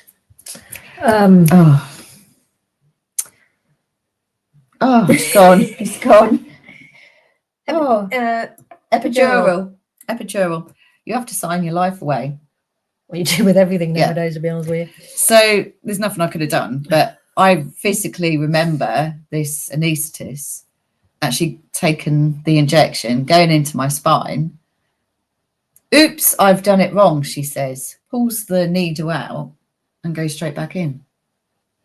And obviously I've argued the point that that's probably why I have all the nerve pain that I have. Yeah, but they won't take it on board at all. Yeah. Which, you know, in a way, I just want an answer. Yeah, it'd be so much easier if they just say, yeah, you're absolutely right, and solve the issue rather than being afraid. Ignoring it? Ignoring it, what? Because they think they're going to get sued? I mean, is this American culture coming into, well, I think it is, of, you know, sue for this, sue for, and it's just like, just sort the issue out. So I don't have to sue. No, but that's the thing, isn't it? I mean, I have actually spoken to, in person, as then specialist solicitor. He was absolutely... Costs a lot of money an hour, though, doesn't it? It turns out. It certainly does. And he was amazing, and he's took on so many Zen cases. But obviously for his Zen cases, it's not just about getting placements, it's about compensation as well. Yeah. And in a way, because this has taken so long, you've still got bills to pay. These things rack up. You still need food on the table. Yeah. The gas and electricity keeps going up. You need the money to be able to deal with it. And in a way, because it's taken me so long, I would love to be able to go down that route. I really would. Yes and no for the compensation, because I don't always feel that's the right thing to do because it costs these services money. Yeah. But also, actually, it's put me in financial hardship. Yeah. You know, they want us to be out working, which is what I'm trying to do, but they're also preventing me from doing it. Yeah. And I'm now actually dreading what I'm going to get from actually universal credits, really. I'm so pleased that I'm not in which is going to be more stress. Yeah. You know, it's just a nightmare. And I just don't get it. You know, I really don't. There's no common sense. Let's be honest. I struggled when with my back, when my back was broken, you know, having to do, I mean, it was all different then before PIP, but they were then all trying to change over. I had ATOS on my back, tribunals. I think I had to stand in front of a judge 3 times, with all of that going on. And I had Norwich City Council saying to me, don't say anything in front of the judge. Yeah, you don't say that to me. I stood in front of the judge and I said how it was. Yeah. And I won the case. Yeah. Because it was like all the report and assessment that was sitting in front of me, they copied and pasted that some of it was so misinformed, let alone talking about somebody else, because that ain't me. No. Do you know what I mean? And it was crazy. No. And tribunals, Oh, I've done my fair share of tribunal. I've sat on I've gone to help, as an advisory with learning disabilities to tribunals, and I've also gone to tribunals myself. What did it used to be called? Disabled something. I can't remember. You see, there's so much that I've shut, the stress and the trauma of going through it all, I've just shut out of my head on some things. Because I don't have an L5. One is not going to grow back. I'm not going to get any better. No. But this is where I'm at. And yet, yeah, we've just got the one living wage. So for you to have to do all that, yeah, it's understandable, because we've all got our experiences of the same bloody thing. I'm rambling now, aren't I? I think we both are, really. Well, it's just so bloody frustrating, isn't it? I mean, it's also knowing that with speaking out like this, people can watch this back, maybe share it amongst their friends that are going through the same thing that you are, and actually, find a voice where, we'll probably have to do this again and see what kind of comes back of what questions, what issues, because you're just all separate and on your own, and that's exactly where it's like all these agencies want you to be. They don't want you to be talking, and they don't want a community. No. They don't want people standing together. And to be fair, it's actually making me question some of the charity organisations that are supposed to be there to actually support and help you. And one of the biggest ones I would actually question is Sendias. Sendias, and you are often recommended to go down the lines of Sendias. And my experience, and they're a charity. My experience of Sendias is like you're treated with no compassion, no support, and basically you're treated like you're a bit of. Is that how you spell it? Oh, you're treated like something in a factory. Do you know what I mean? On the what's the word for it? Conveyor belt. Conveyor belt. It's just It's Sendiass.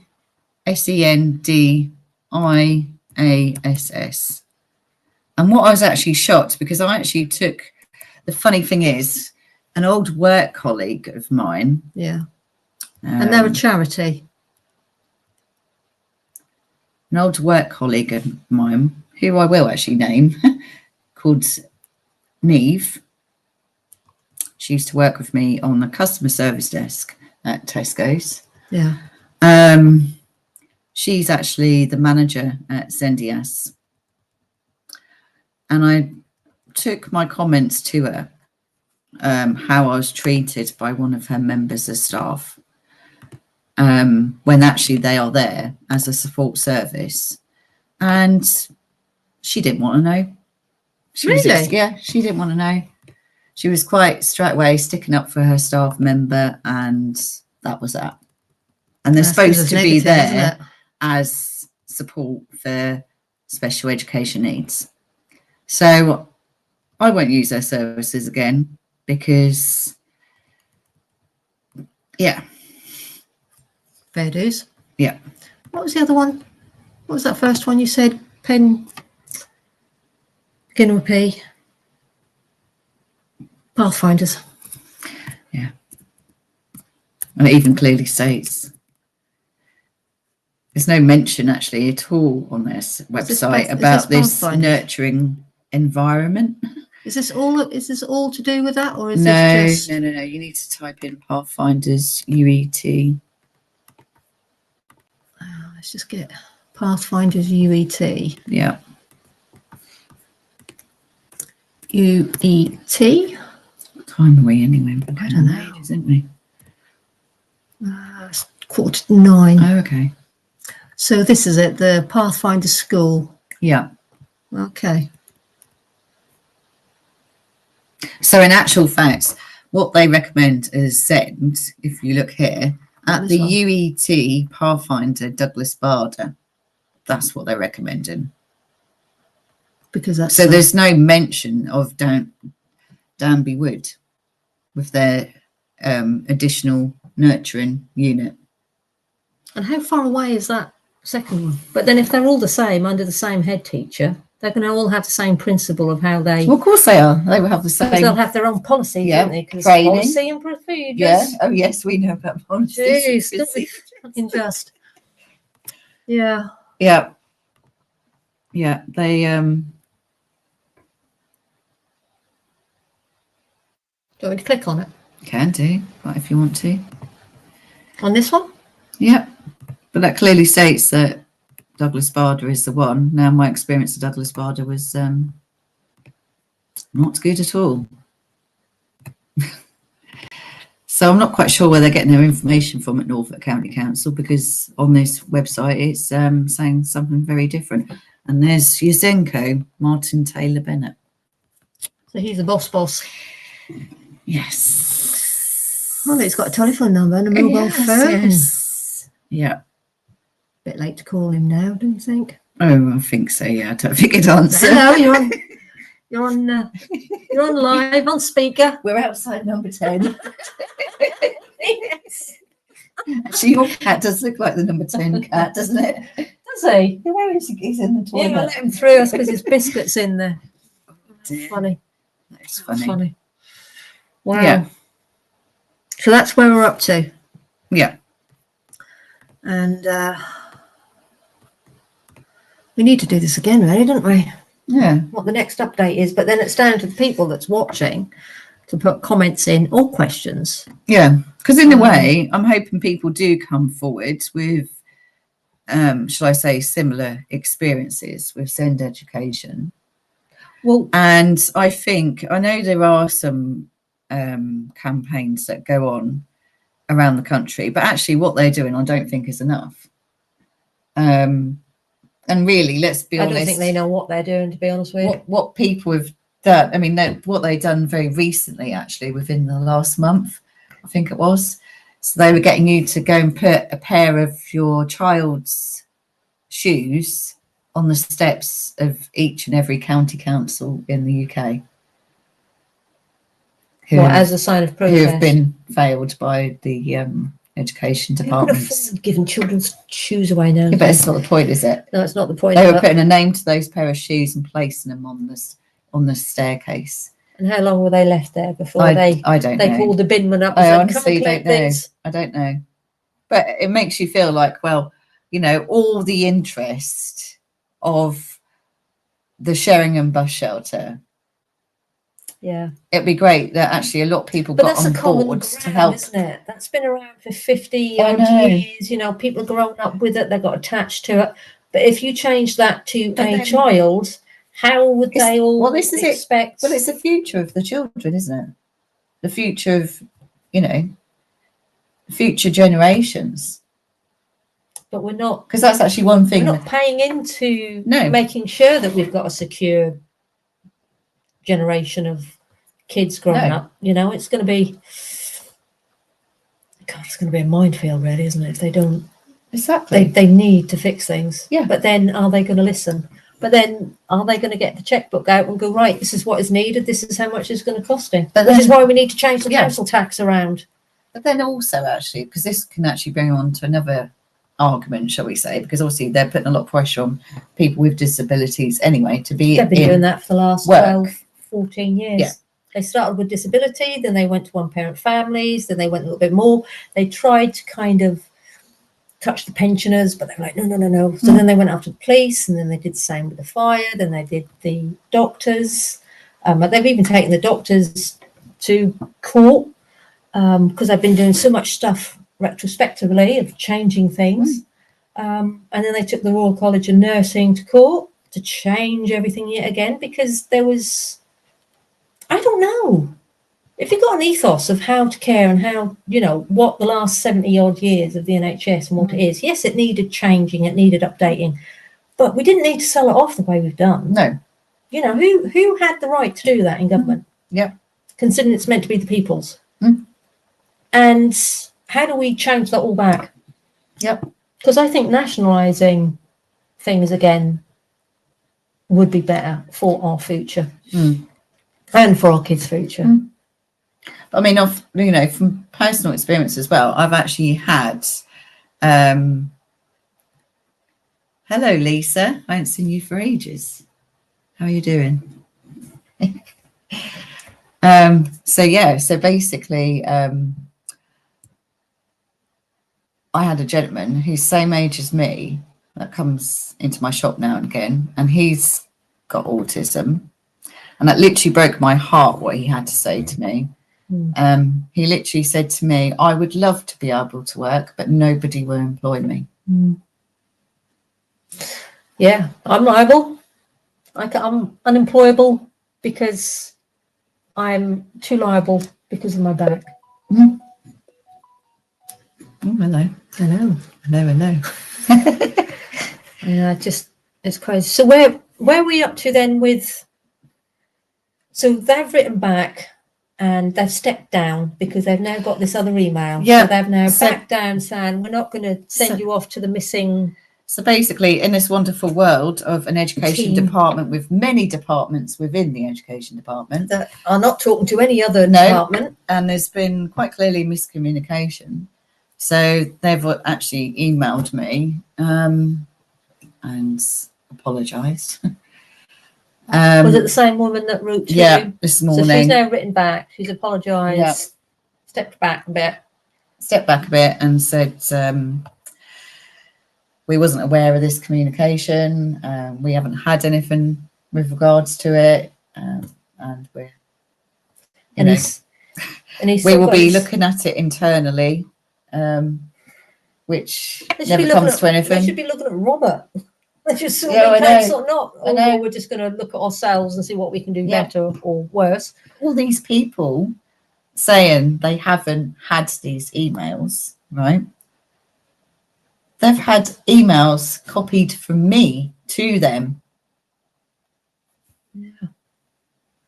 But then it's just paperwork. It's constant paperwork.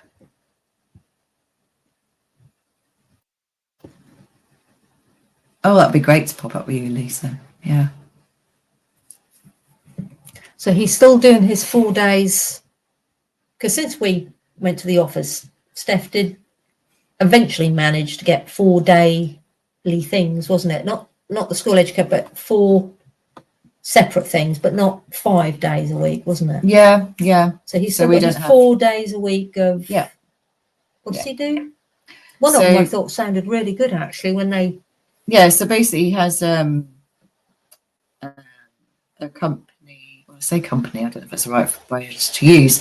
So they're called Lapwing. So it's like holistic education. So it's not what we would call the norm of education, basically. They sound good though. They are really good. They're getting on really well. They're really working with us. Robert's really happy with them. I mean, it's been a huge change for Robert because he was reluctant to do anything. Where now he's actually going to all of his sessions. And he's enjoying it. Does he have to go all the way to Ipswich? No, they come to me. They come to us. Which is really good, actually. Yeah, they're spread out everywhere. And actually, they've got really good opinions of them. Especially by a lot of other people as well. And to actually work within his home, do you know what I mean? Because he's got his safety, he's got security, he's got his bedroom, do you know what I mean? It sounds better that way, because then they take them out as well, don't they? Yeah, they take them out. They take them to different places. They've got like a woods they can go to, so it's which is like a forest schools kind of thing going on. They can hire out like a village hall and do like cooking with them, that kind of thing. And they try to involve some form of maths within what they're doing. Do they meet up with one another and so he can like meet They can do, and he's now beginning to be meeting up with other children, which is something else that he can struggle with. Yeah, but it's being able. So he's got that 1-to-1 really, hasn't he, with Lapwings? Yes, he has got 1-to-1. Why can't they just roll that out? Because I think that would benefit so many kids. Or am I wrong thinking that? I definitely think that the pathway, because what is the solution? Is not a good solution for SEND. No, I stand really a behavioural unit definitely is not. Really I mean, if he had forms of learning disabilities and there was more issues going on, then I might understand why a behavioural unit would be better to contain behaviour than a public school, but they don't do Is it anything. They not? don't work with them. There's nothing there. We didn't get any support or anything. There was nothing at all. It was just trying to go amongst the normal day of school. There was nothing additional at all. yeah, so I thought that was a question. I've just let mine scroll have, through. haven't you? Yeah, I've not even really concentrated on mine. But I've not used Facebook for so long that doing a live, the algorithms are pretty poor. Mm. But yours is good. But then that's the whole point of it, isn't it? Yes. Yeah. And actually, moving on from that, we actually did, tonight, I actually bumped into one of Stefan's team. In Sainsbury's. So I had a bit of a chat with her and, I said what me and Claire are going to be doing tonight. And she felt, she just said, we've got every right to. It's your story. You've got every right because... And she very much welcomed us doing it. So, yeah. And I think I'm going to be hearing back from them on Monday as well. And you never know, there might be another parent out there that wants to join us. Well, that would be great because I think that's what we need to do is we need to get voices. really talking about this because it really alienates you. But then it also comes down, I mean, we could say, we could do this once a week or once a month or something, but then it comes down to how much has gone on in that month or in that week to your energy levels as well as, your fibromyalgia. Do you know what I mean? It doesn't always go to plan. No. I know with my own health, things don't always go to plan. Yeah. Otherwise, I'd have been at the bus stop the other night. Do you know what I mean? But just out of the curiosity of it all. I mean, I'm half tempted, to be fair, not, going camp at Norfolk County Council. I've got a camper van and just stay there until they sort the problem out. Yeah. Because what would you want to see from this? What would you want to? Most important thing is I just want to see my son happy, which we are beginning to see again now. And that's through lapwings. So is it going to be a case of maybe lapwings need to be rolled out 5 days a week? Or does that come down to funding? There is kind of that possibility because another thing that they actually do, which I've heard across forums, can be quite difficult to get hold of. They have something called an EOTIS package. And to get onto that, it's very hard and it's quite a fight. And it was actually mentioned to me, 4 or 5 years ago by my then current EHCP coordinator, who I will add is actually moved up to a tier of management within SEND education. Have I spelled that right? No, it's you see, I can do this on YouTube. So basically what the OTIS provision is when the education department failed to meet the child's needs, and they are getting rejection after rejection of specialist schools, which is what we have actually had. We've had every school in the county reject us. Then do they give reasons? No, really, no. So you don't know if it's the same reason or whether or not it's because it could be the usual reason they've got no space, but yet if you go to a tribunal, suddenly a space is found. They can say that they can't meet on tribunals. They can't meet needs, but yet you might actually know a child who's very similar to your child, and they're in that placement. So, yeah. But the OTIS package is to basically, you then get a bespoke package, education package, and you can then, you're obviously given some funding, which you can then go to places like Robert is currently using at the moment.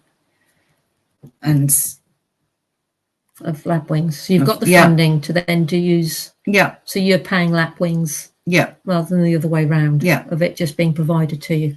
Because surely that would be cheaper than But then that's just putting all the work on you again, isn't it? Well, exactly. Like, do And you at the really need minute- to do that? Do you know what I mean? As well as I've had myself literally split in two because, you know, I was working, going into work. Then I'm having to come home to get Robert to then meet his tutor to have him. And it was just crazy, absolutely crazy. not that fella's in the bloody day, is he? No, it was certainly felt like I felt terrible, and I still do, because I'm still fighting the fight, which is just absolutely awful. Yeah. But yeah, so I was told about the Otis package a few years ago, but then the HCP coordinator said that we wouldn't be entitled to it. But from my understanding, we should be entitled to it because no school, all the schools are rejecting him. But But again, it's a matter if of he going didn't down have the that tribunal. diagnosis, where on earth would he be amongst the big system? Well, exactly. Because we're pretty much getting left with communication is so poor from them. So poor. Because they want, you see, what I read, was it yesterday or today? I read that there's 3 billion that they want to use in SEND for the school hubs. So then the child can go and be assessed, is my understanding. So they know what will happen to that child throughout the school. But in the next breath, I was also reading, if they do that and spend this 3 billion on rolling this out, 28 schools will not be built. And it's like, here we go, which is a bit like Duncan Baker. It's like, well, you can either have this or you can either have that. No, we want both. Fuck off, because we want both. We need both to secure a future in this country and to make it work. In Duncan Baker's time, there was all these new schools that were going to be built for SEND.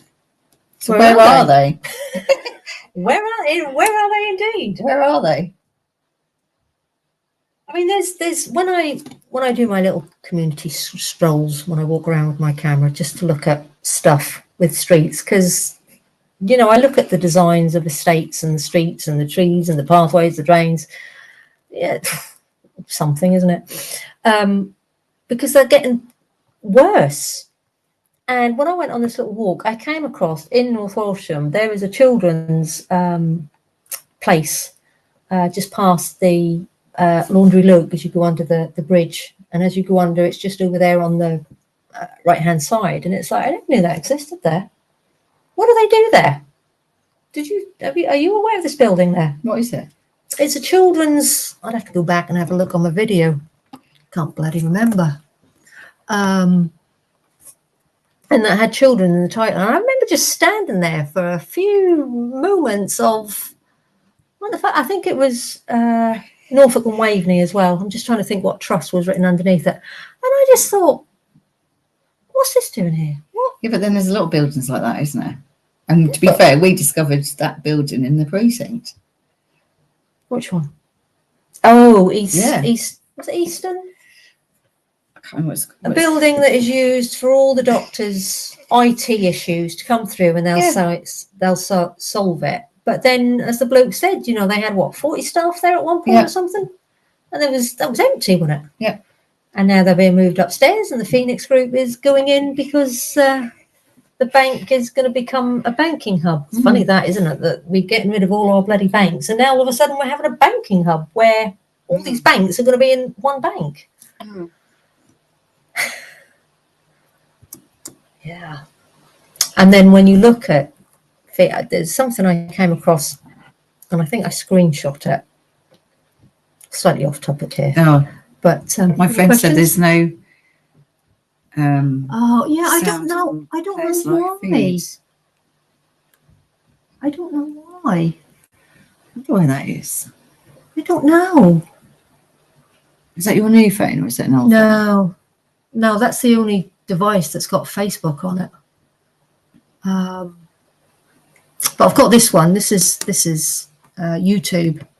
But you see, this is why I'm experimenting with Facebook I mean, I definitely had sound on before because, That's mic off, isn't it? yeah, so Hmm. it's probably Facebook going, oh no, you can't do 2 lives of an evening. I'll probably get blocked. I'll probably get banned again. You get banned again. Yeah, Because you're a troublemaker. oh But yeah. that's the thing, you know, we've got to speak out, but we've got to speak out. But that's something that I'm always getting told as well, not to speak up. Do. Yeah, Oh, and it's just a joke. It's just a joke. Why should we have to put up with stuff? Put up and shut up. Probably because we're women. I really don't know. I mean, that's my sound button. Testing. 1, 2, 3. I don't know. Hmm. This first world problems, that, isn't it? Yeah. First world problems. The main thing is yours is sounding good. So you can get the questions and everything in. That. Yes. We've got because we have had a bit of interaction. Yeah. Which is really good. And I must remember, because this is what I like about YouTube, is I can screen share the information. Right. So when we're talking about things and people don't understand, I should do that more often, of putting something in, bringing it up, because then people that are on your journey but not as far as you've got, they probably don't know about things like this. No. No. You know? Yeah. I definitely. don't know why it got sound. Bloody thing. All right. So we'll do this again then. Yes. I have to see if anyone wants to come forward and join us. We do have a meeting place available as well. So if you want to come and join us in person, we can do that. Yeah. And it doesn't have to be on the camera. We can just use the voices. I can just do podcasts, because I know people don't like being on camera. No, which is fair enough. But bringing it to camera, it just makes people identify more, I think. Yeah. Yeah. You know? But I don't know why it got sound. Right. Well, on that note then. Yes. I'm going to say thank you for joining us. Yes. Thank you. We've got YouTube. We've got Facebook. Yeah, Facebook, definitely your one. And I'll share this to you. And then both of them can. And I wonder if I can share yours on this, even though I can't actually get Facebook. But if this is open publicly, I'll be able to share your link to this video. But then we've got it here anyway, so it's up to you. Yeah. Do both. All right then. So we'll leave it as that. Yep. Are you feeling a bit better now? You kind of got I it out feel your better that system? I've got it out of my system, but it's definitely still very much a fight on my hands. But yeah, watch this space. It's not fair what we're put through when actually it's a stressful enough time with PDA and with autism, that we should get treated the way we do by people that are actually supposed to be supporting us and helping. It's really quite bad. And to kind of just relax some of these policies so they're not. I mean, there's some policies there that need to be there absolutely 100%. Yeah. But not when they're getting in the way of being productive. Yeah. But you also, because you've got this thing going on, that's something I need to probably add as well. You're constantly having the most silliest of things brought to attention that they have to record for safeguarding as well. Like what? Anything. It could be anything. It could be something the child said, which might not be right. Oh. It's just ludicrous. Yeah.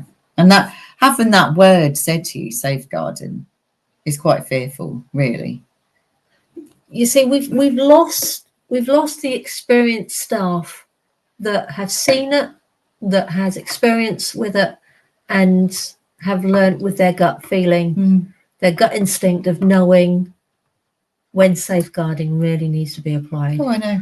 To just being pathetic. Yeah. Just a tick box exercise. And yet there's still kids out there that have died. There's still women out there that still have died. In a way, really, when you take and it back to what we discussed earlier with Douglas Bader and that enclosed room, where's the safeguarding with that then? You know, that's clearly safeguarding for the staff, isn't it? yes. Do you know what I mean? Remove the. Mm. But I mean, oh God, one time when I was on the secure unit, someone was kicking off in the living room, and there was always allowed on the hour to have a cigarette. Mm. And I don't know, it was coming up to about 10 to. He was kicking off, so I just said to everyone, "Would you like to come and have a cigarette?" They all left the room. That safeguarded them. That left him on his own in the living room, where he was thrown around the sofa and chairs, and because everyone else went off for a fag, he wanted a fag, and it was like, well, can you just put the chairs back together, please? Mm. And he did. But there's things of how to manage situation, and that's where it comes back to experience rather than pull the cord. Everyone goes in, hold an extremity, and what? You end up having to give them up an injection anyway to calm him down. That's the other thing with PDA. You have to change your psychology. Yeah, it's really challenging. You've got to think all the time. You've got to be one ahead all the time. But I've always worked in change and behaviour units. Work how to work with them to get what you need from them. Yeah, and that's what a lot of people do not understand, and that in itself is exhausting. It is very exhausting. But you see, when I used to work on secure wards, I used to clock off, go home, and I left it behind. Do you know what I mean? I didn't have to go home and then have to look after a child with the same sort of needs of having it to be constant. Yeah. You know, that's but then a lot of these people, they switch off, they turn their laptops off, they go home, and you as a case file sitting on their desk is forgotten about. Yeah. That's the be all and end all of it. Yeah. You know? Absolutely.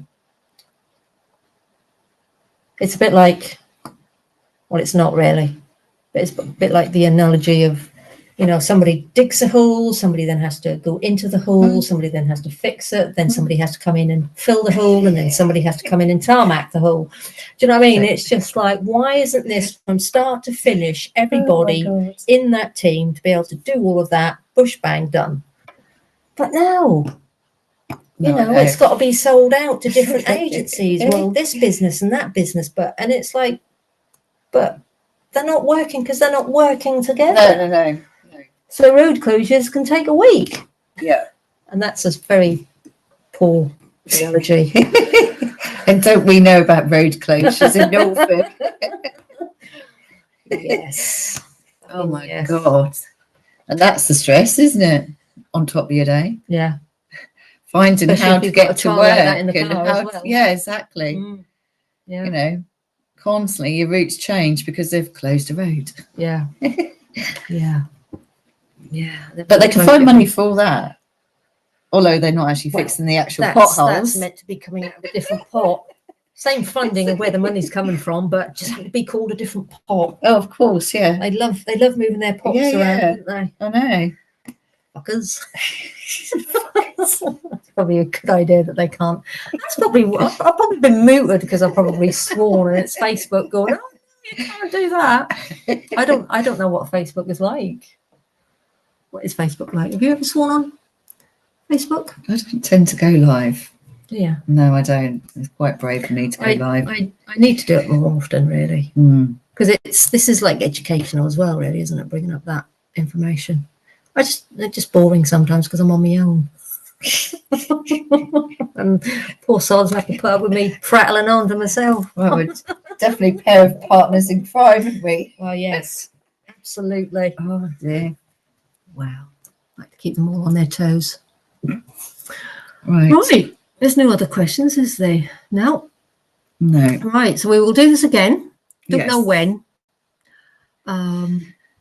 We'll just see, because I mean it's coming up for Christmas as well, isn't it? And it's going to go quiet. Well, it might do. It will go quiet. And we'll they'll shut off for Christmas. Yeah. So yeah. We'll just see how the next kind of few days, the next week or two, roll out. Because I think this setup here works, doesn't it? And the dogs have been good. Yeah. And my wifey, bless her, has stayed out of the way, so we're able to do this. So I mean, it's worked. She's probably asleep by now, I bet. So yeah, Do it again. Yeah, Right then. definitely. Hey, Put the world to rights, eh? Absolutely. Yeah. See who joins us next time. Okay. Right. Bye-bye, everyone. Bye-bye. Right, let's turn that one off.